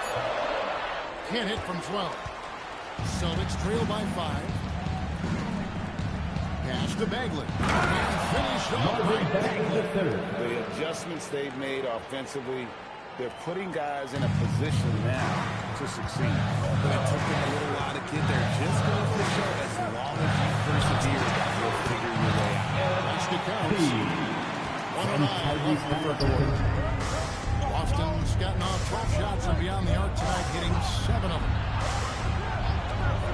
And here's Brown outside. Nailed from three-point land. 3. Brown's got 12 points in the game. The Pacers have gone 7 of 9 from the field to start the second half. Some tremendous shooting from them. On the wing, MP. He's covered by Brown. And that one's good. MP. Boy, has he put his foot on the pedal here this quarter. He's doing a terrific job in terms of leading their offense. Drop up 2 there. Jalen.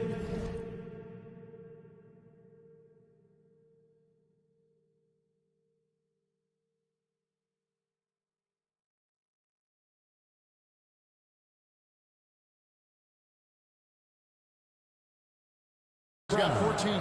One of the premier scoring wings in the NBA, Jaylen Brown is at it again. Pacers have gone 8 of 10 shooting here in the second half. Very strong. 8-second difference between the shot clock and the game. This quarter has been all his. I suggest they keep the ball in his hands. Tatum down low. Looking on Walker. Dunleavy the pass to Watson. Laid in with a nice touch off the glass. Watson's got a second bucket of the night. And guys, the D has to show a little more fight on the interior than they did on that trip.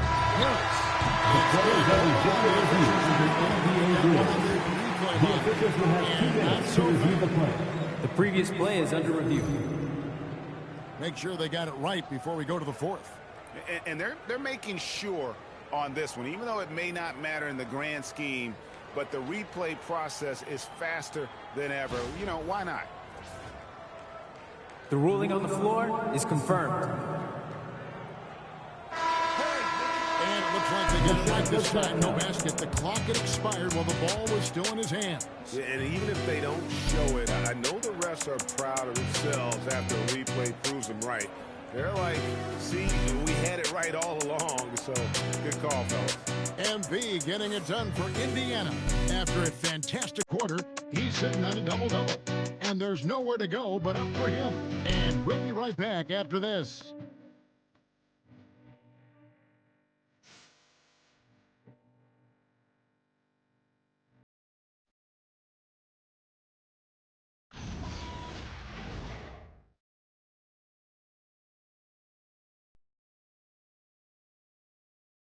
And a chance right now to show you our State Farm assist of the game. And I'm glad this was the pick because I love this pass. Such a great dish. That's what I call court dish. There wasn't a better pass in the game. Almost like he had a...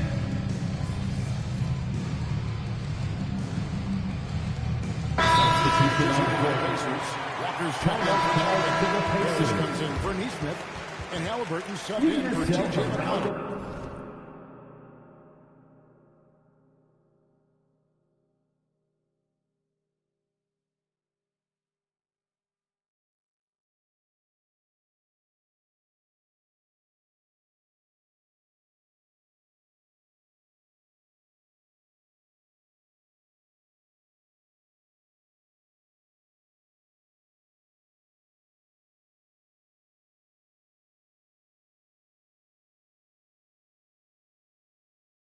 And a new group in for the Celtics. Marvin Bagley's checked in for Harris. Tatum comes in for Peyton Watson. Christie's checked in for Marshall. And Dunleavy's subbed in for Gonzalez. On the court for the Celtics, dynamic duo of Brown and Tatum at the 3 and the 4. Dunleavy is out there with Max Christie. And it's Bagley in at the center position. Basket good. This gives you an idea of MP's potential. It shows the type of scorer he can become. Here's Dunleavy. Let's lose a 3. Outside Brown. Bagley with a screen on Harris. Brown!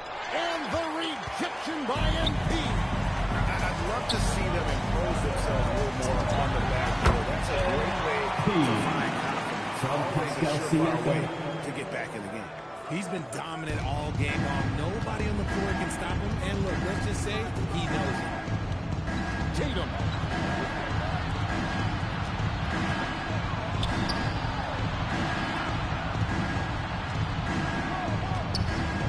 Shot clock at 6. 2 minutes remaining in the game. Pacers leading by 11. Here's Siakam. Halliburton. He's off from 3. Tatum up top. Now Brown. Cash money. With the try. He can do a lot with the ball, but Brown is just as good playing off the ball. He's always ready to catch and fire. I'm willing to let up even for a moment. That's his killer instinct. Just standing the ground. Always plays hard until the final whistle, no matter what the situation is. Bagley stolen by Walker. Into the outside. Halliburton fires. The long shot, no good. And here's Tatum. He'll bring it up for the Boston Celtics. Brown. Bagley. Out of contact. And the coach's challenge here comes into play.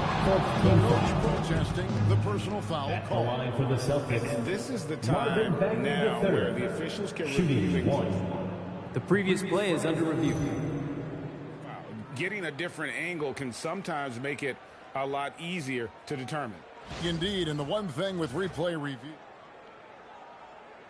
The ruling on the floor stands.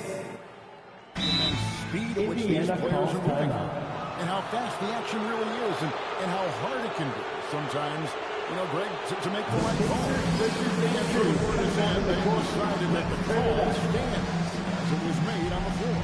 And, you know, even if a coach still feels this wasn't the right call, you got to acknowledge the effort being put in to review it. Double check it and the game continues. One shot.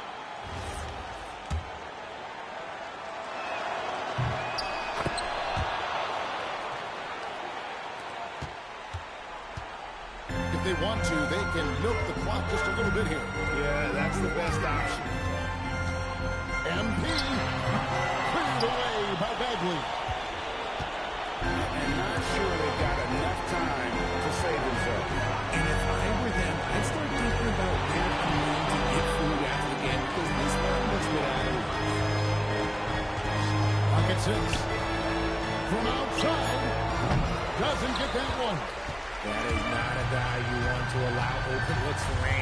Lucky for the defense, he just couldn't get it to go. Christie there for the rebound. Not enough ticks left on the clock to save them tonight. Yeah, they got to be disappointed with this result. It's been this way since halftime. Tremendous production from beyond the arc. In the modern NBA, you have to win games. And they made some adjustments since the break. Honestly, just doing what they have to in order to get the basketball back.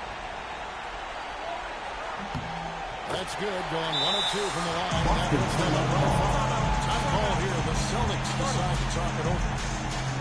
We've got 13 seconds left to play in the final quarter. And let's get your take, guys. What's the strategy? Trying to stay alive. They've got to work. Yeah, no time to waste. They basically have to execute things perfectly from here on out.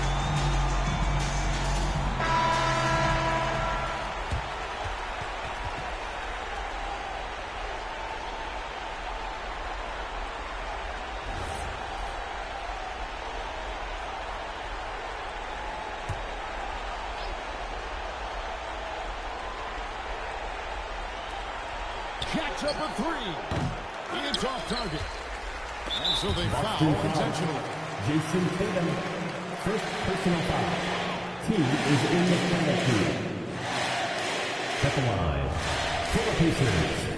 And 2 shots.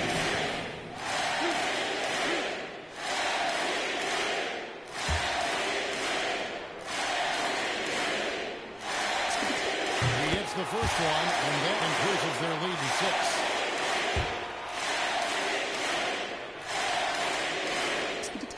So he gets them both, and it's a 7-point game. Time call here. The Celtics decide to talk it over. 8 seconds left to play here in the fourth. What's your take, guys? And I don't think they'll be able to climb out of this hole.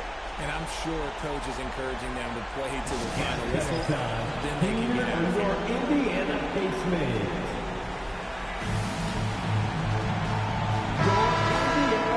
Thanks, team. That's amazing. Thanks, everybody.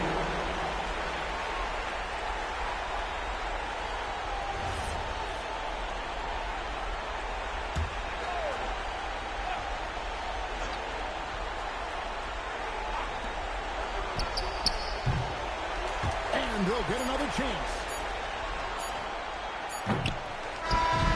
So it's Indiana picking up the win. That's the final marker. Pacers win. Your Pacers. I mean, there was some times that momentum shifted, and especially early on. But let's give this group a lot of credit for that stick to it in terms of finishing out and executing that game plan. Well, folks, that's going to do it for now. Along with Greg Anthony, Richard Jefferson, and Alan LaForce, this is Kevin Harlan. Thank you so much for watching tonight's presentation. See you later.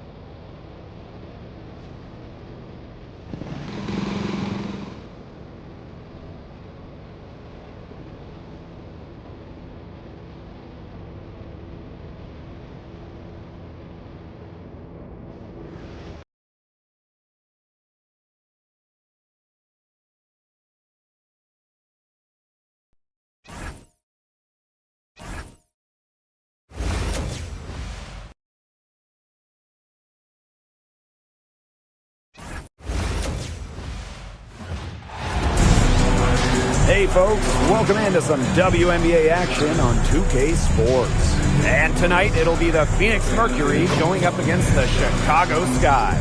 And from near Southside Chicago, I'm Blake Suniga, joined by Brian Banafitemi and Tim Swartz. And we're ready for some hoops. This is one we've all been looking forward to. Two heavy hitters squaring off. The talent level on display in this league is phenomenal, and that's certainly the case here tonight. Great players, great coaching. This is a stress test where they see what they're made of. Great prep for the playoffs where these two can meet again.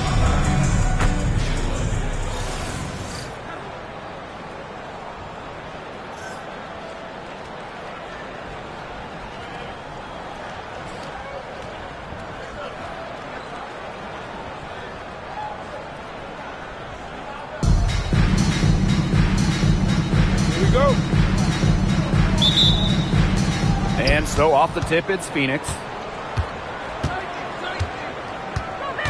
Here's Thomas. Pass to Copper. The three. One up, one down. She makes her first shot in this game.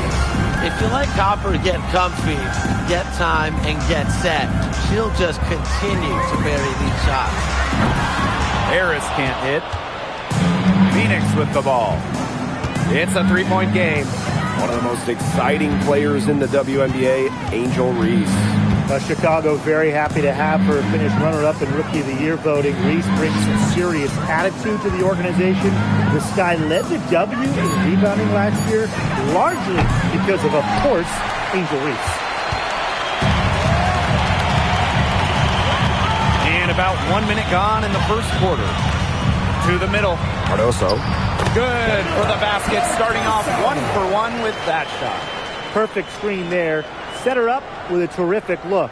Yeah, but that's a bad job by the defender to not fight through that screen to contest. You want to see more effort there. Now Thomas. On the wing, Kalia Copper. Covered by Harris. Count that one. Look, it's no secret that Copper knows what the defense is trying to do. And right there, she capitalizes. Now here's Vandersloot. Pass to Harris. Shoots the three. DeWanna Bonner with the rebound. Here's Thomas. Copper outside. Oh, through the foul and almost hit the three-point bucket. But she'll go to the line for three. At the line for well, it's certainly not easy to contain Copper. I mean, over and over again, we see her put defenders in really tough spots like this. And one thing that makes Kalia Copper an all-star, her clutch scoring. Oh, she 100% has that clutch gene, winning Finals MVP back in 2021.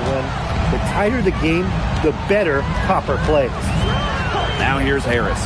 From outside the arc, it's good from long range. She can be forgotten in their offense sometimes, but the team, you got to keep an eye on her still. Thomas with the ball. Vandersloot covering. DeWanna Bonner for three. Rebound Chicago. If you're just tuning in, we've played about 2.5 minutes here in the first. Here's Harris. Outside Atkins. Picked by Reese. And again, it's Chicago with a three. With an unwavering work ethic, Atkins has just about mastered the three ball. Leah Copper for three. The Mercury with another miss. Well, she wanted to return the favor there for that last three, but it just wasn't in the cards. And Harris gets it to go. Yeah, whether by design or by accident, that was a very high-quality shot they created.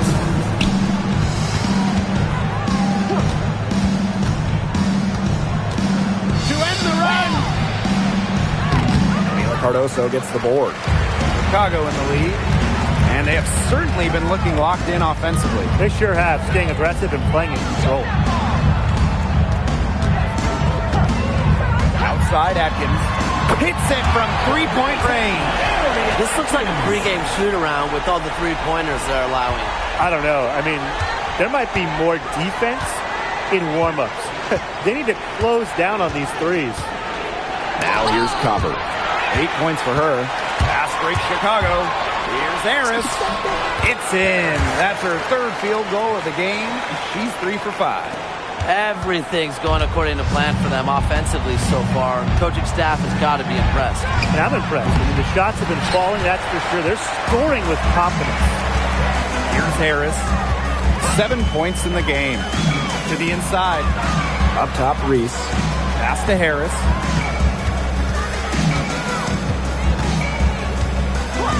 Six on the shot clock. Back to Reese. Atkins. A chance to extend the lead to double digits, but it's no good. Some tough offensive sets, and they really want to turn it around. They got to lock in. They need a basket just to gain some momentum. But Mercury with another miss. And so is Chicago with it. They lead by 7. And a basket by Cardoso. Here's Copper.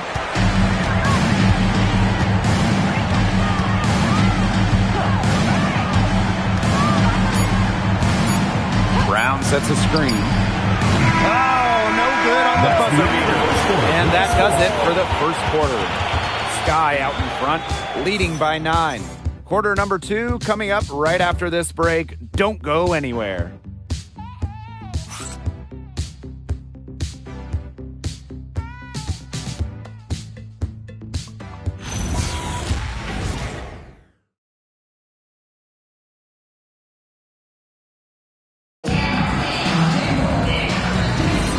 And we'll see if we're in store for a more tightly contested.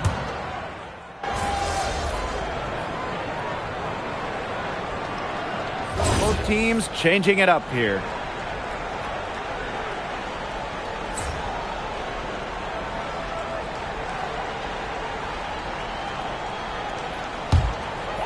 Second quarter of basketball, about 1 minute played so far. Up top, Harris. She has 7.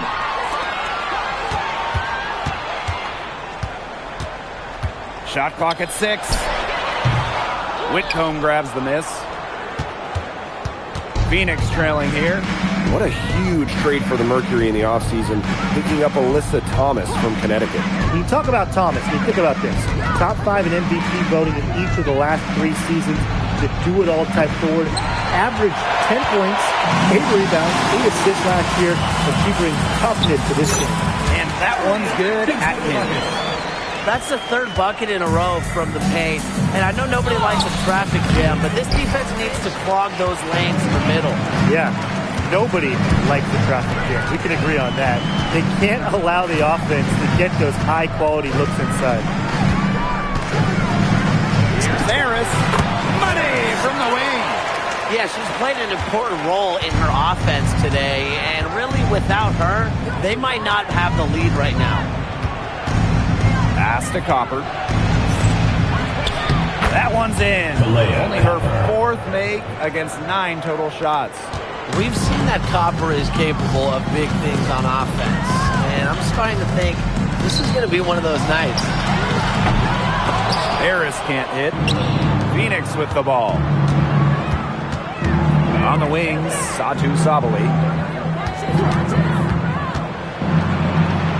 Now in the scoring column with that deuce. 1 for 2 this game. Using her length to find her shot inside. Sabali is a real threat on the interior. To the paint, Williams. And the layup is good after a nice lead pass. You just love a player like her. She's been the floor general at the offensive end.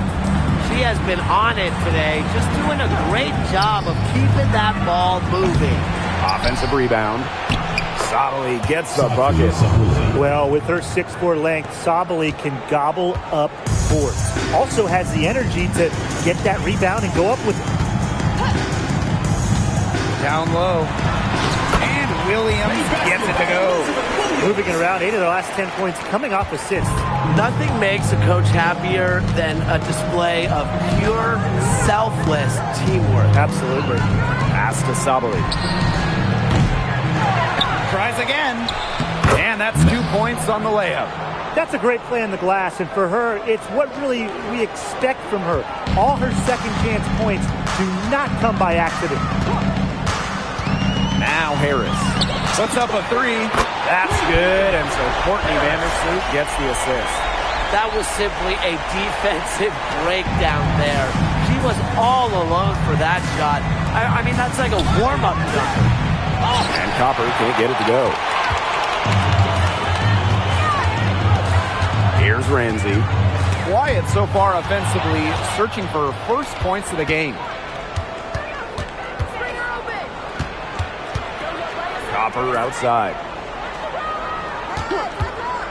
Launches a three. The rebound by Harris.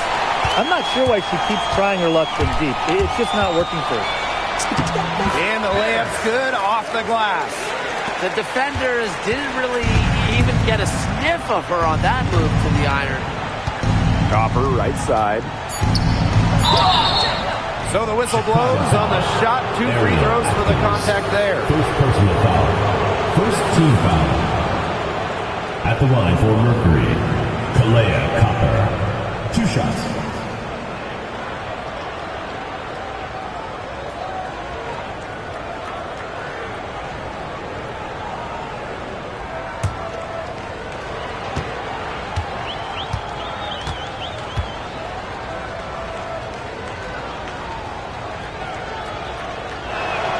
The first one falls, and a new group getting ready for the Mercury.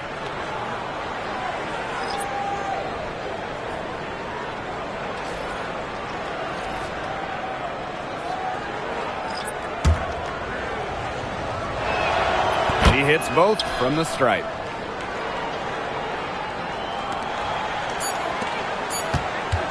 And that does it for the first half of play. It's the Sky. They're up by 11. And we will see you back here after the break for third quarter basketball in just a bit.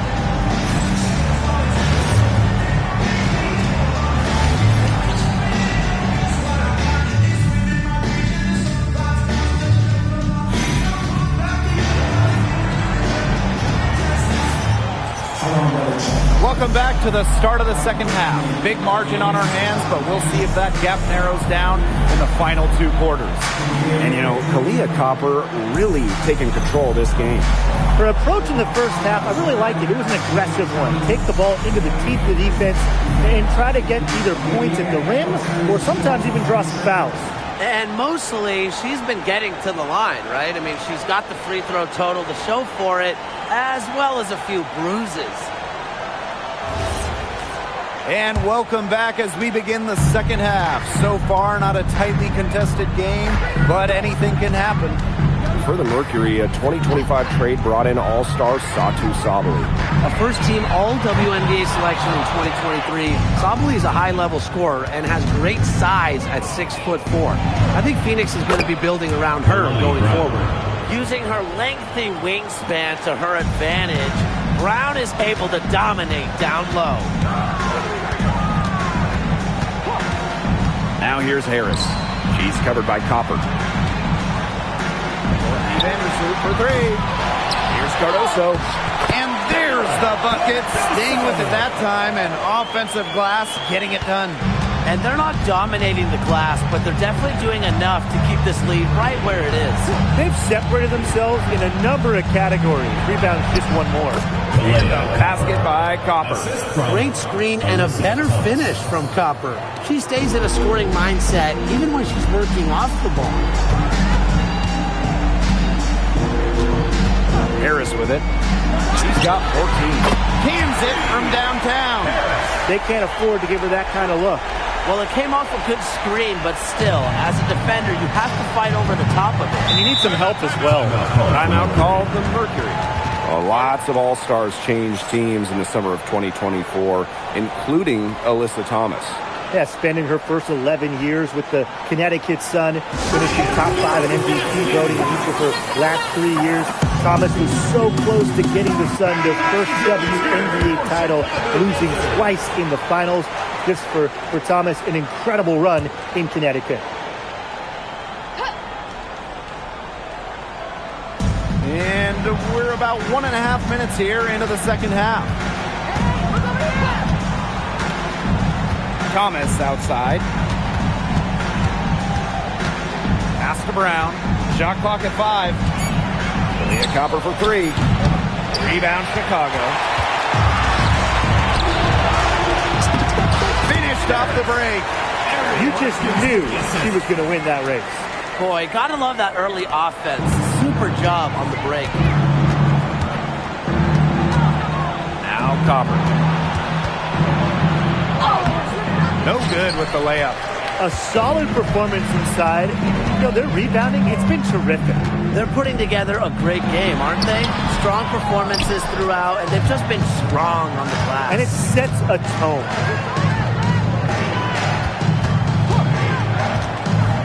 Pass to Brown. Bonner inside. Defended by Atkins. Bucket is good. They've had assists now on their last 3 baskets. Everybody always thinks it's passing that gets you assists, but also their movement off the ball, it's created those opportunities. Harris can't hit. It can be so deflating to miss a wide open look like that. 2 minutes remaining in the third. 2 minutes. Now here's Bonner. Defended by Atkins. Copper right side.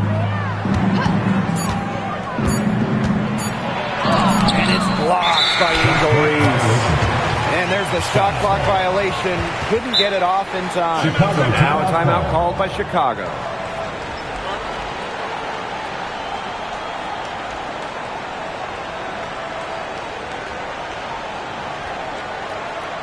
All right, this is coming out of the court.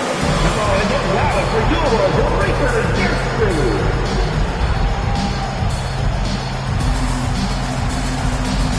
Mercury making a change here. Breakers Dance Crew. Make some noise, fans.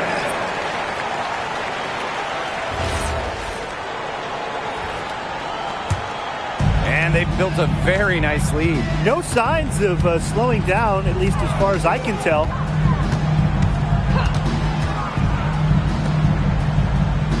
Pass to Harris. Launches it. That shot missing. Well, offensively speaking, it has been a tough quarter for her. Thomas a screen. The 3 ball. And Copper can't get it to go. She's sort of lost in this quarter. Nothing's going right for her. One place this Chicago team needs to improve is their three-point shooting. Well, the Sky were last in the WNBA in threes made per game at just about 5. They also took the least amount of triples, so I would say that's a point of emphasis with this team. Great pass to set up the land. Fantastic touch from Copper there. You can see how locked in she is scoring inside. Pass to Harris. Jacks up a 3. Bangs home the trifecta. With that 3, her second of the half, she's equaled her total from before the break. Outside Whitcomb. There's the 3. Nailed from three-point land. And Whitcomb answering the 3 on one end with one of her own. Just 2 seconds between the shot clock and the game clock. Here's Ramsey. Whitcomb defending. For 3. And again, it's Chicago with a 3. As hot as she's been this quarter, the game plan could be simple. Get her the ball and get out of the way. Leah Copper for 3. She's off on that one. Doesn't get it to drop for her. And here at the end of the third quarter, it's a double-digit ball game. Sky out in front. They lead by 13. Don't go anywhere. The final quarter is coming up next on 2K Sports.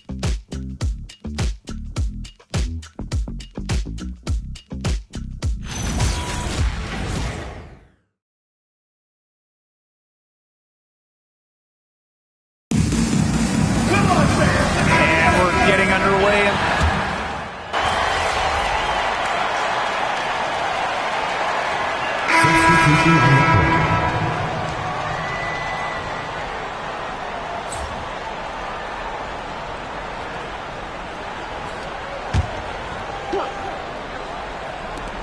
Chicago with the ball. A great fourth quarter, just giving up 2 points. Cardoso. Beautiful dish, and the layup goes down. and their shooting percentage continues to climb in the second half. Well, as a group, they've been in total sync since the break. Good team basketball, and it's resulted in high-quality shots. Very good adjustments at the half. And these guys have had some good motion on offense. Nice assists. When everybody's involved offensively, it's in a way helping you defensively too. To the wing, right side. Clock at 6. Vandersloot, no good. Inside. The rebound by Harris. She's a very strong finisher, guys. I'm surprised that she wasn't able to power that through the defense. Well, in terms of roster building for a front office, what would be your guys' approach? What's the key? To me, easier said than done, but it's all about drafting well. Getting good players in rookie-scale contracts, it's basically a cheat code. And I'll add, you also can extend those players. Even give them the core designation if you have to, which provides them with a 1-year, fully guaranteed Supermax contract. So all in all, guys, one great pick can surely change a franchise. And this could get even more out of hand if they continue to put up points. What a performance it's been. Ariel Atkins on the wing. Takes the 3. Gets a three-pointer to fall. It has been a three-point barrage for them since halftime. Yeah, I don't know if it's been by design or by accident, but either way, it's been impressive. Maybe the coach just went up to the locker room chalkboard and just put a number 3 out there. The Mercury with another miss. You don't want to give up that kind of look often. They're very lucky they didn't get burned. Harris, and she drops in the layup off glass. Everything they put up is falling in, and that score keeps climbing. And that is one demoralized set of defenders out there. Pass to Copper.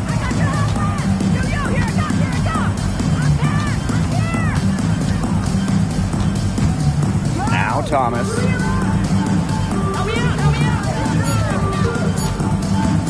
Over Reese. Thomas, no good. Wow, hey, this quarter has been ugly for her. And it's not showing signs of turning around anytime soon. Her touch is all but gone.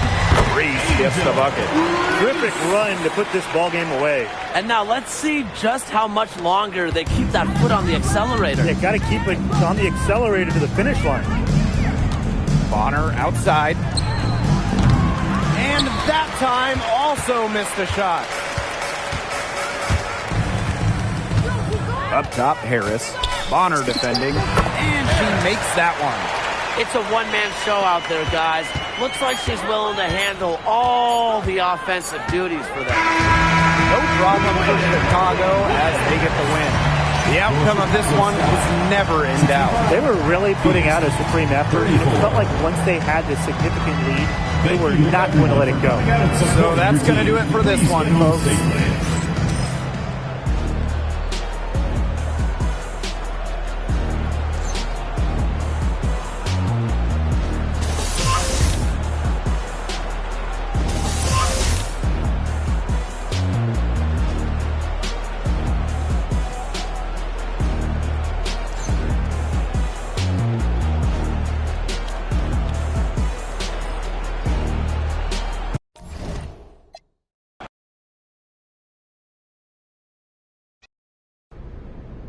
Your team needed a big performance from you on both sides of the ball against Alyssa Thomas, arguably the toughest forward to ever play the game.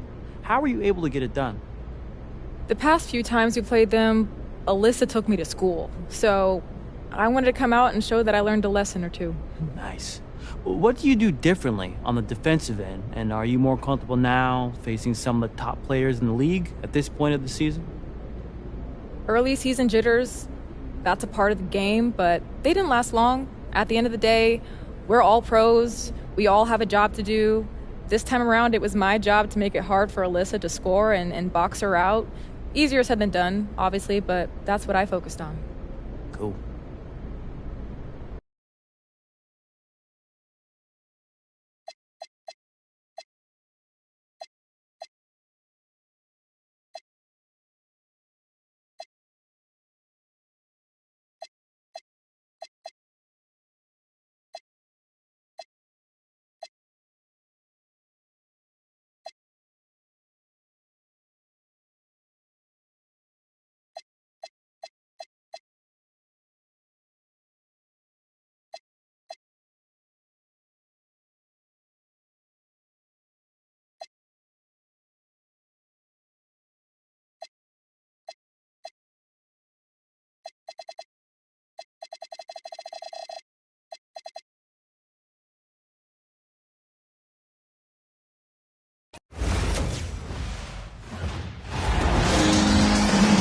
WNBA on 2K Sports. Welcome in, everybody.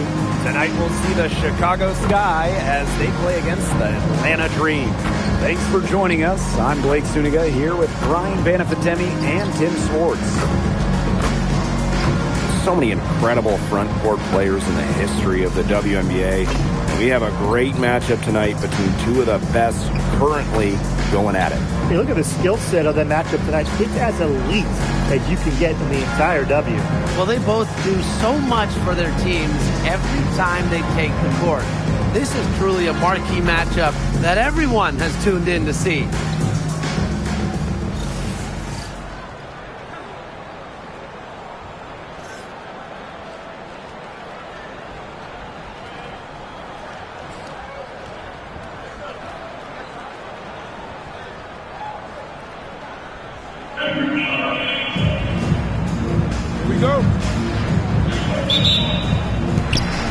So off the tip, it's Atlanta. Outside Canada. Pass to Howard. And here's Griner. Screen by Griner. From deep, Alicia Gray. No good there. In the offseason, Atlanta added some major front court firepower. They signed 6'9" Brittany Griner, taking her from Phoenix after 12 years with the Mercury. Also adding 6'3" Brianna Jones, a 3-time All-Star with Connecticut. Those are two pieces. Huge, pun intended.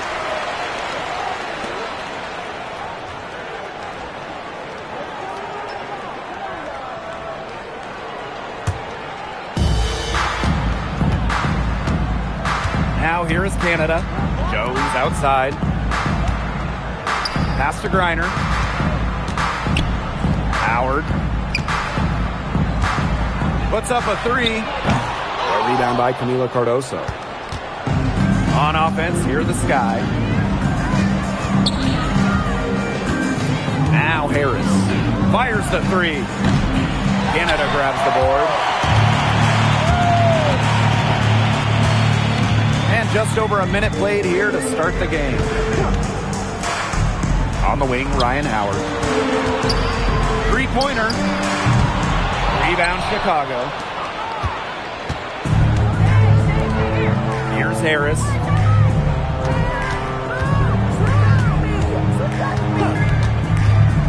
Inside.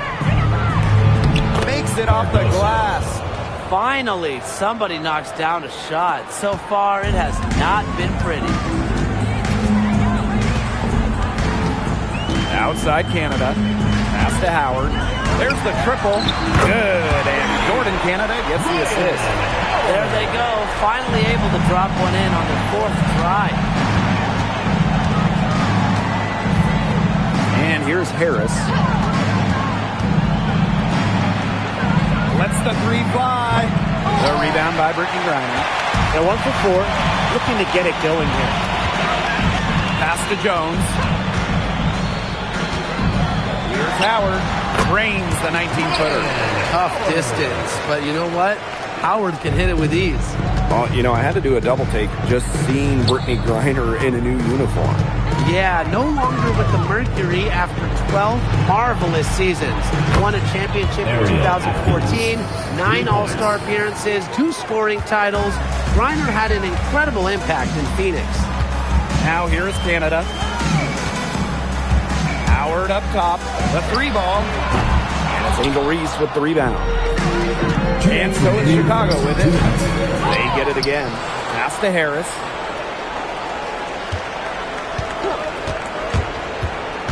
Down to 5 on the shot clock. It's good on the putback. That is great timing. She is one tough customer on the offensive glass. It's almost like she has a...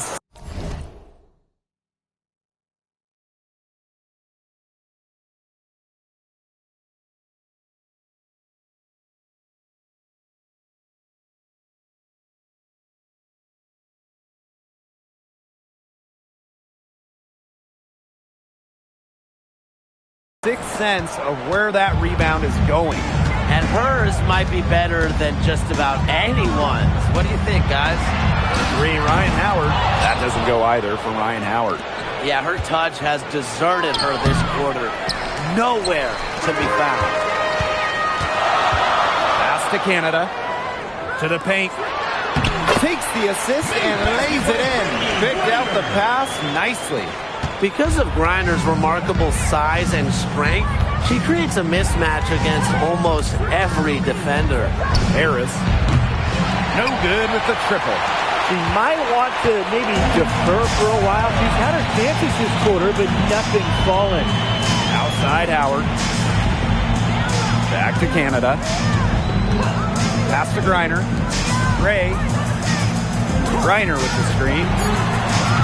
And it's Gray missing. Harris with it. Howard's there. And Harris gets it to go.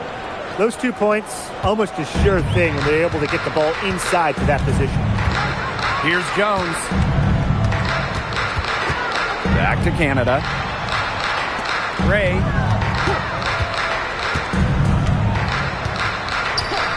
Pass to Howard. Got a hand on it. Here's the break. Here's Harris. She gets it in there. Excellent pass to cap that break with an uncontested bucket. And Atlanta has possession. A 4-point game. And here's Ryan Howard from the arc. Not going to go that time. And that concludes the first quarter of play. Sky out in front. They lead by 4. And we'll be back with you shortly.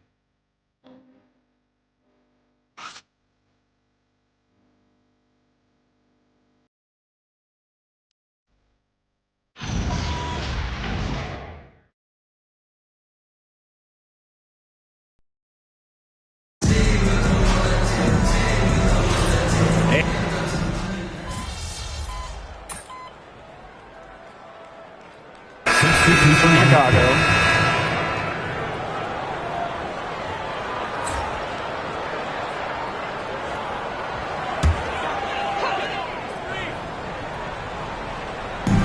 And Atlanta has possession.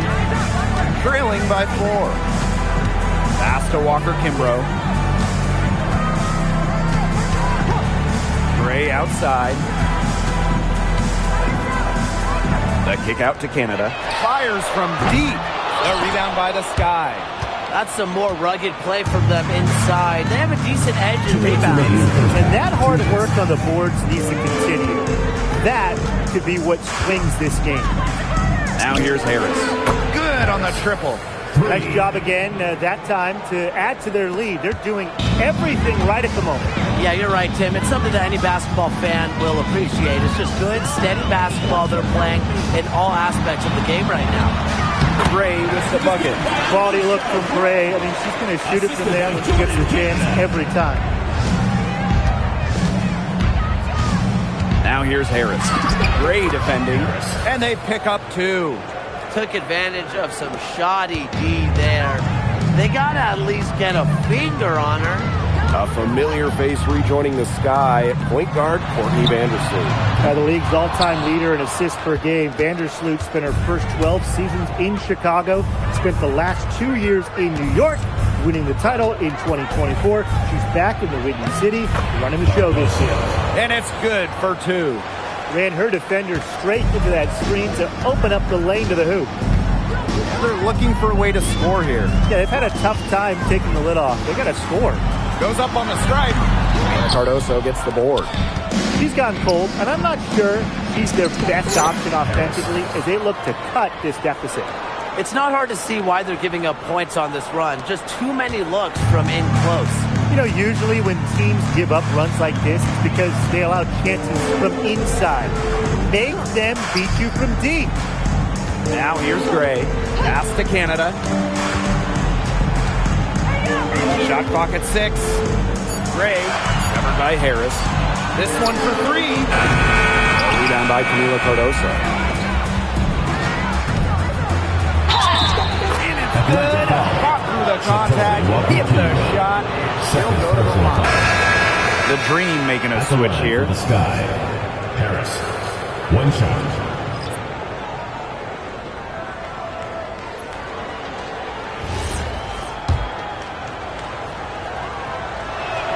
And that one misses. Here's Gray. That one misses. Would have counted had it gone. And that concludes the first half. It's the Sky. They lead by 13. And join us right back here after the break for the start of the second half.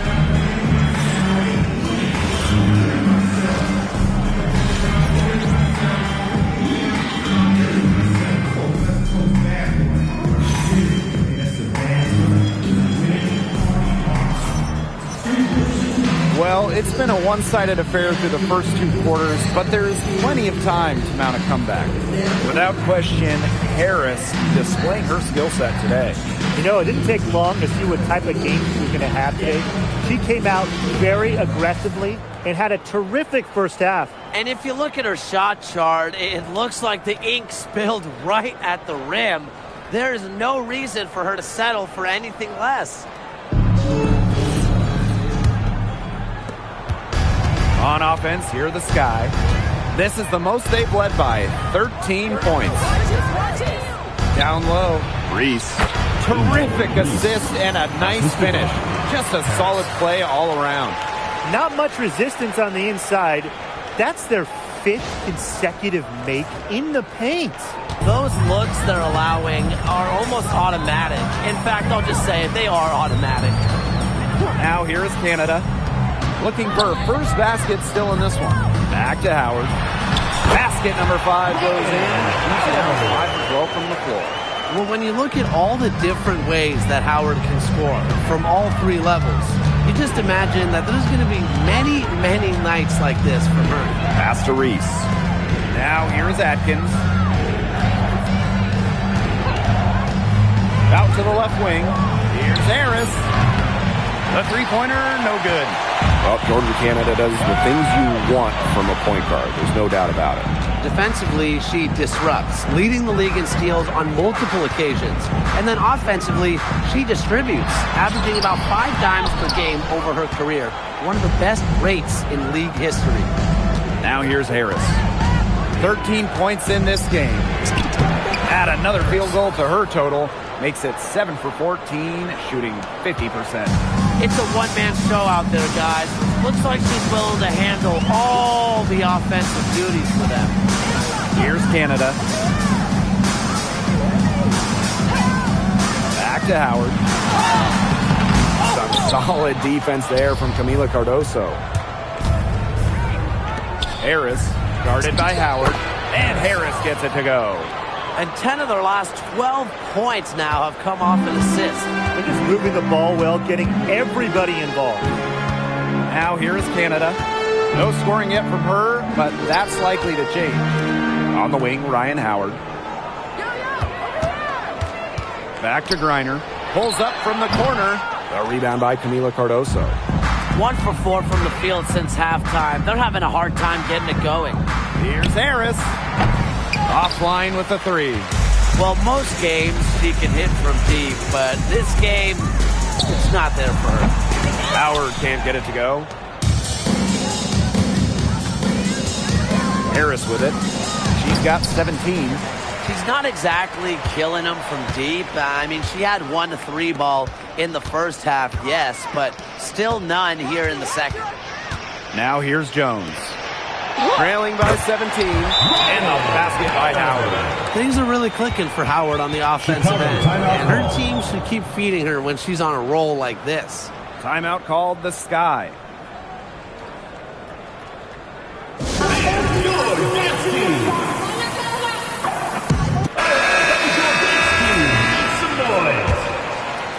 Three minutes gone now in the third quarter. This Chicago team, they built the roster inside out. Well, that 2024 draft nets them Angel Reese and the 6'7" Camila Cardoso. With their version of the Twin Towers, they've got a great foundation for years to come. They can't afford to give her that kind of look. Well, it came off a good screen, but still, as a defender, you have to fight over the top of it. And you need some help as well. Now here's Howard. She's got 17. That doesn't go either for Ryan Howard.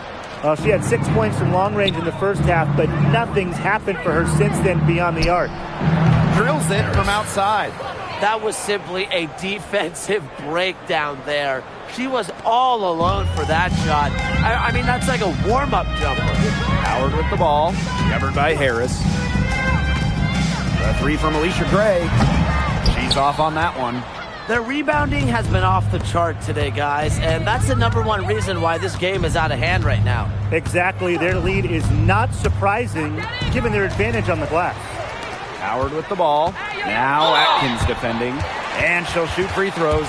Clearly fouled on the shot that time. The whistle blows. Good body control from Howard right there. She's really good at putting defenders in awkward.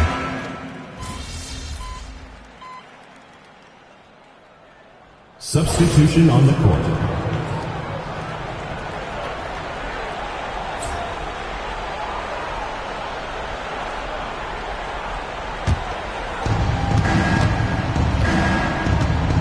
Now here's Harris.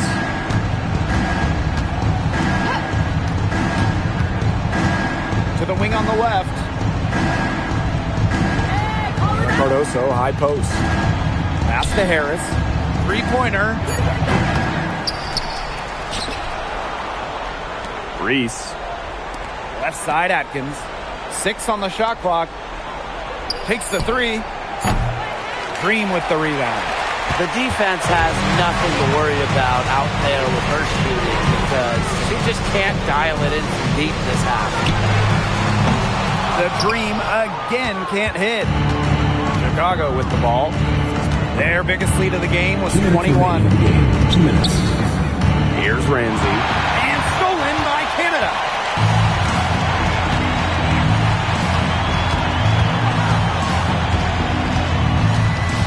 Outside Howard. Lets it go from deep. Good. And Jordan Canada gets the assist. I mean, that's just too easy for Howard. Is the defense going to rush her off the three-point line, or is she going to make these all night long? Harris with it, and it's Jones picking her up. The open shot, Angel Reese. That one's on target from the wing. She was one step ahead of the D in making that pass. Nice assist. Reiner.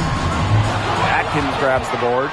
Terrific job defending the basket that time. It's not an easy task stopping her when she's headed to the rim. Pass to Howard. And she converts the layup. With sound awareness and passing skills, Gray is able to find teammates and get them the ball. Here's Chicago now, leading by 12. Here's Ramsey, guarded by Canada. From downtown, and it's Atlanta with the rebound. Lets the floater go. But a shot by Howard, no good. And so it's Chicago with it. Now Harris. The shot that time not on target. Out to Howard. Launches it. And the ball out of play. The Sky will have it. The ball goes to Chicago. Substitution on the court.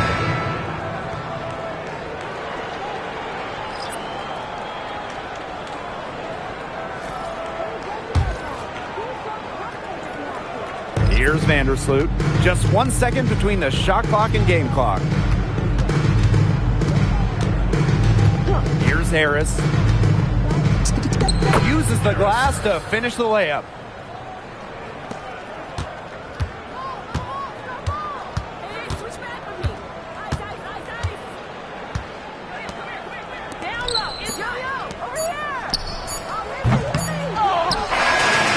Problem for Chicago as they get the win. And in the end, a comfortable win in what was a pretty hostile environment. Yeah, you know, it's never going to be easy on the road, but they didn't have so many problems. And that'll wrap it up.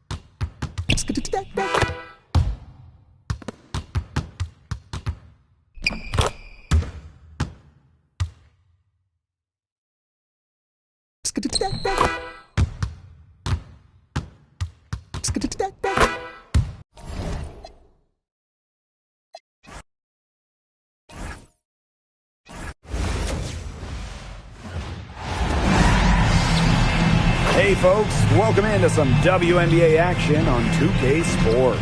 And tonight we've got the Los Angeles Sparks playing against the Chicago Sky. With Brian Banafitemi and Tim Sports, I'm Blake Zuniga, and we're thrilled to have you with us. The Chicago Sky home crowd is lively tonight. Chicago fans, we know they're a passionate bunch. You can tell these fans are amped up. These two teams, there's no love lost between them. Everyone is looking forward to this one. And so for Los Angeles, so far this year, they're on the losing end of the season series against the Sky.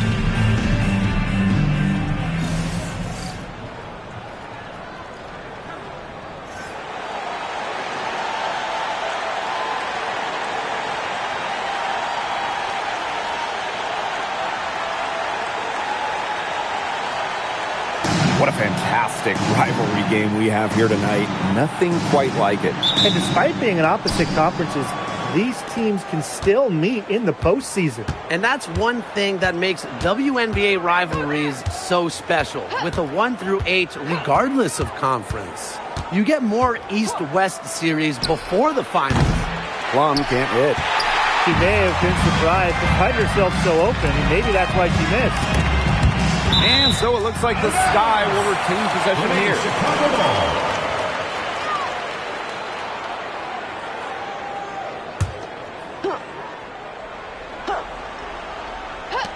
Chicago with the ball.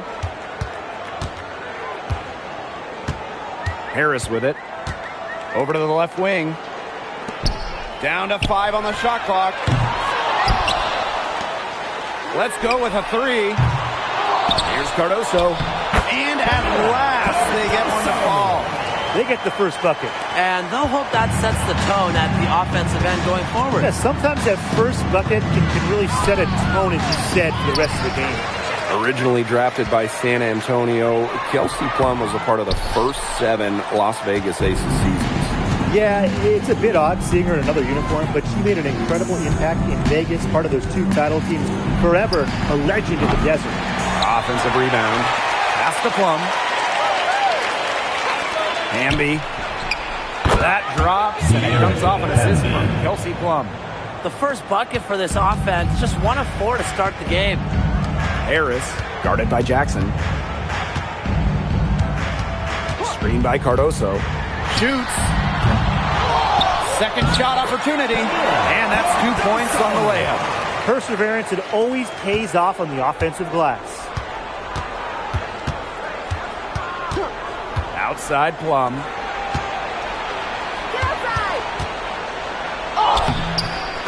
It's Cardoso with the rebound. They've had a cold start so far. Just 1 for 5 from the floor here earlier. Here's Harris. Lays it up and banks it in. After missing 4 straight, she gets one up and down. And it's the Sparks ball. They trail by 3. Hamby a screen. 3-pointer, Kelsey Plum. The rebound by the Sky. A little in the hoop for her this quarter. She still hasn't gotten one, not one, to fall. And the layup is good. She was 1 step ahead of the D in making that pass. Nice assist. And it's the Sparks ball. And here's Van Loo. To the wing, right side. Jackson. Offline with the 3. Left side, Atkins. Lets the 3 fly. Brink grabs the miss. Here's Jackson. Again, the miss by the Sparks. And so it's Chicago with it. Here's Cardoso. That one falls. Great assist by Angel Reese. She's caught fire this quarter, yet to miss. The Sparks trailing. Some tough offensive sets, and they really want to turn it around. They got to lock in and need a basket just to regain some momentum. Pass to Harris. Jackson pulls it in. Her strokes looked a little shaky this quarter. Not much is hitting the target. Well, the LA Sparks had a nightmare 2024 season, a franchise-worst 8-32 record. Well, their prized draft pick, Cameron Brink, tears her ACL. The Sparks finished last in offensive rating. 2024 was one to forget for Los Angeles. Harris makes it off the glass. It's not hard to see why they're giving up points on this run. Just too many looks from in close. You know, usually when teams give up runs like this, it's because they allow chances from inside. Make them beat you from deep. Now here's Plum. She's been patient so far. Nothing yet on the scoreboard. It's so hard to believe that we're at this point in the game, and she still hasn't registered a single. Huge advantage for them already. Total control, and as well as they're playing at both ends, I'd look for this lead to get even bigger. Absolutely. The way she's been going this quarter, they're going to need someone else to pick up the slack. To the paint.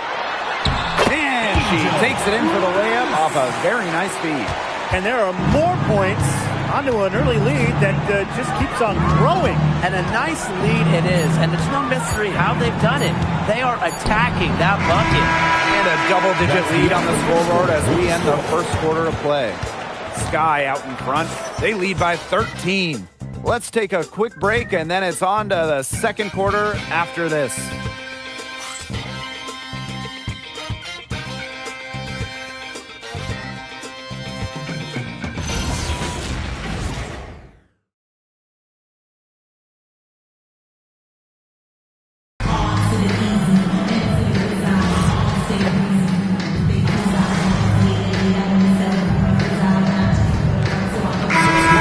Making some changes here.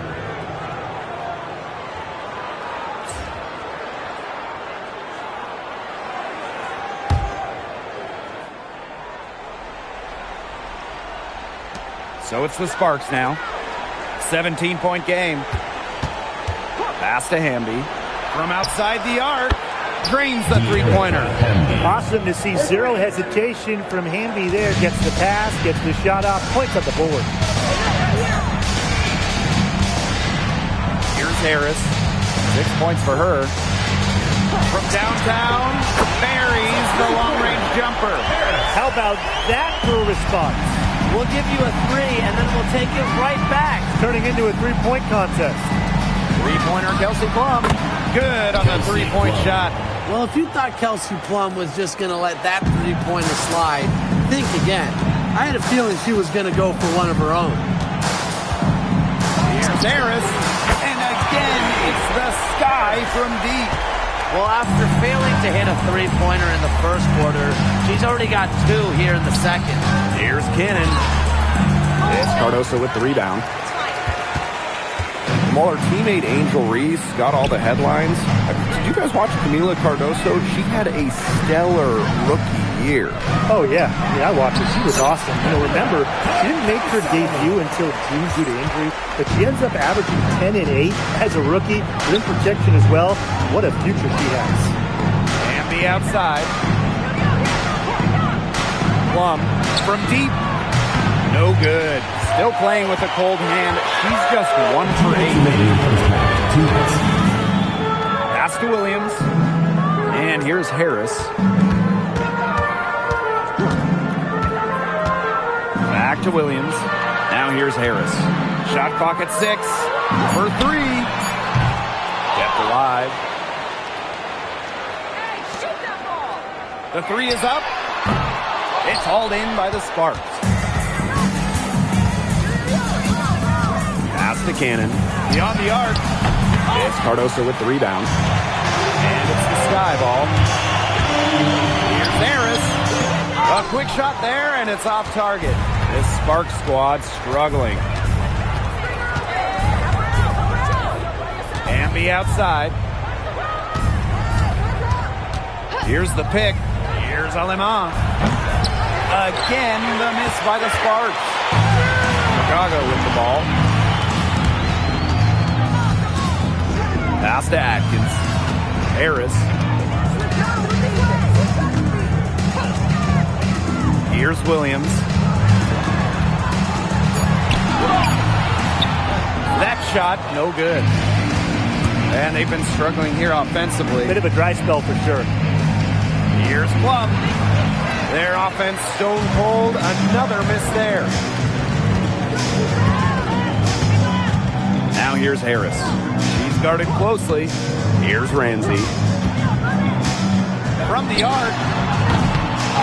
Here's Cardoso. And the layup's good off the glass. And this is the kind of dominant scorer Cardoso is capable of being. For her, it's all about finding the rhythm and staying aggressive. We don't see that too often. Plenty of space to see whips on an open jumper. And through one half, it hasn't even been close. This guy just dominating this one.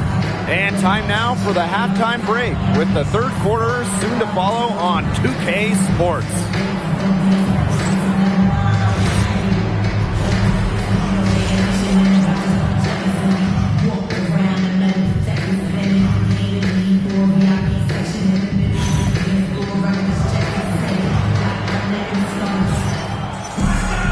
Hello and welcome back. Third quarter just about to get going, and what has been a runaway of a game so far. Without question, Harris displaying her skill set today. She is seeing the court so well tonight. She made some phenomenal passes in that first half. Yeah, and they say that she's not the best playmaker, but hey, you could have fooled me with the way she's performing right now. The tray drills it from outside. That's the vision you get with Vandersloot. She's always looking to set up her teammates offensively. Here's Plum.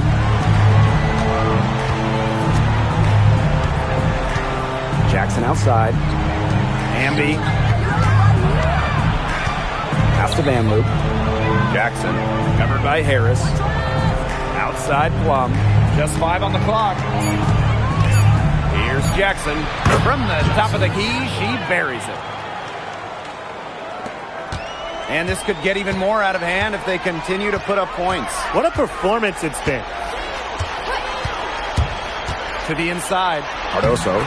It's good for the 7th time this game, and she shot 7 and made 7. I think that's 100%.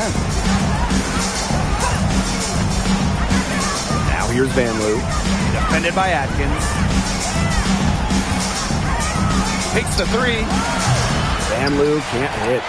Their rebounding has been off the charts today, guys, and that's the #1 reason why this game is out of hand right now. Exactly. Their lead is not surprising, given their advantage on the glass. Well, it was quite the arrival to the WNBA for Angel Reese, already a top rebounder. So rare to have a rookie lead the league in a major category like rebounding, but Reese did. Her offensive rebounding is especially key. Angel creates so many second chance opportunities. They're 3 of 4 to start the second half. we're just about 2 minutes into the second half now. Hamby a screen. Lets it go from deep. Now here's Harris. She's got 15.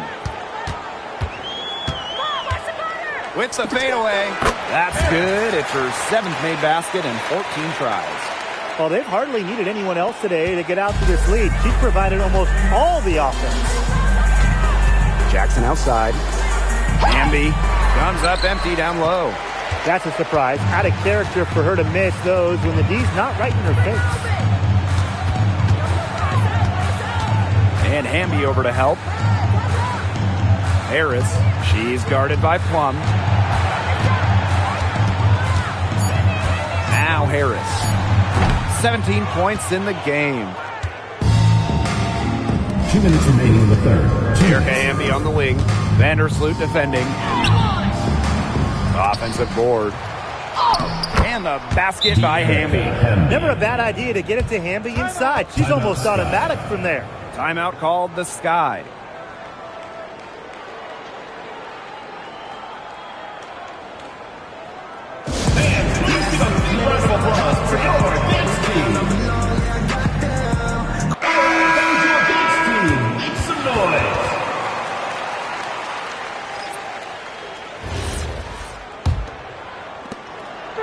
On offense, here are the Sky. Just 4 points. That's all they've given up here in the second half. Third quarter action and just under 3.5 minutes have passed. Well, offensively speaking, it has been a tough quarter for her. Harris can't hit. Totally unnecessary to go the fadeaway there. Could have been an easy jumper. Here's Brink. The rebound by Harris.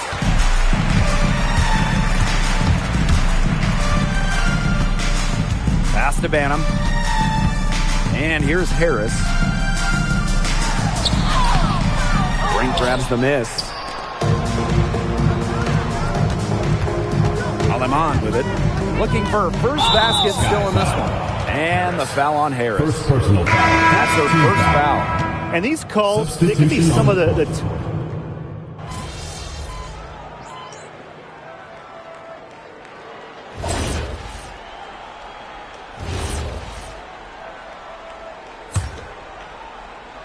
We're about 2 minutes into the fourth quarter in this one. And one thing we can all agree on, it's great to see the WNBA continue to expand. Yeah, the Bay Area finally got a team. They followed that up quickly by announcing teams in Toronto and Portland. And remember, too, 3 more teams are coming after those 2 in Toronto and Portland. And beyond those 3 teams that they're going to add, the league got so many bids from pretty much everywhere in this country and in Canada as well. Outside Plum. To the middle. Here's Hamby. Elizabeth Williams pulls it in. The shot's just not dropping for her today. Knocked loose. Stolen by Plum. And here's the fast break. Here's Jackson. Again, the miss by the Sparks. And these guys have had some good motion on offense. Nice assists. When everybody's involved offensively, it's in a way helping you defensively too. 2 minutes. Down low, Williams takes the assist and lays it in. Picked out the pass nicely. What movement from Williams. She's dangerous in the pick and roll going to the hoop. Pass to Jackson. Screens it from beyond the arc. A wide open 3. They need much better communication defensively. A bit under 3.5 minutes have passed here in the fourth. Harris can't hit. And here's Plum. Jackson outside. Inside. Here's Hamby. The touch short, but it's good off the front iron. Here's Harris. And for the first time ever, the league extended the schedule to 44 games. What do you guys think about that? I mean, it's been a great idea. There's so much interest in the league. The fans, the broadcasters, everybody. We want more action. We want more games.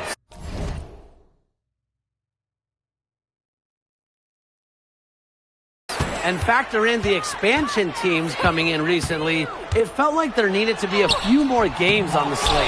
Pass to Williams. Now here's Harris. Puts up a three. Hamby grabs the miss. Oh, man. That's one she'd like to have over. Here's Plum. Fires the three. Gets the three-pointer to fall. But when you get in the pick and roll, Plum can shoot out of it, drive, pass. How do you defend that?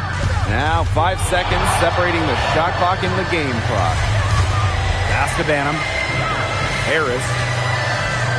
Here's Ramsey. She's guarded by Plum. To the middle. 4 on the clock. Count the basket. She works so hard on the post moves, her finishing. Williams thrives close to the hoop. Now here's Van Loo. No problem for Chicago as they get the win. The outcome of this one was never in doubt. They were really putting out a supreme effort, and it felt like once they had the significant lead, they were not going to let it go. And that'll wrap it up. Make sure to get home safely, and we'll see you at the next sporting event.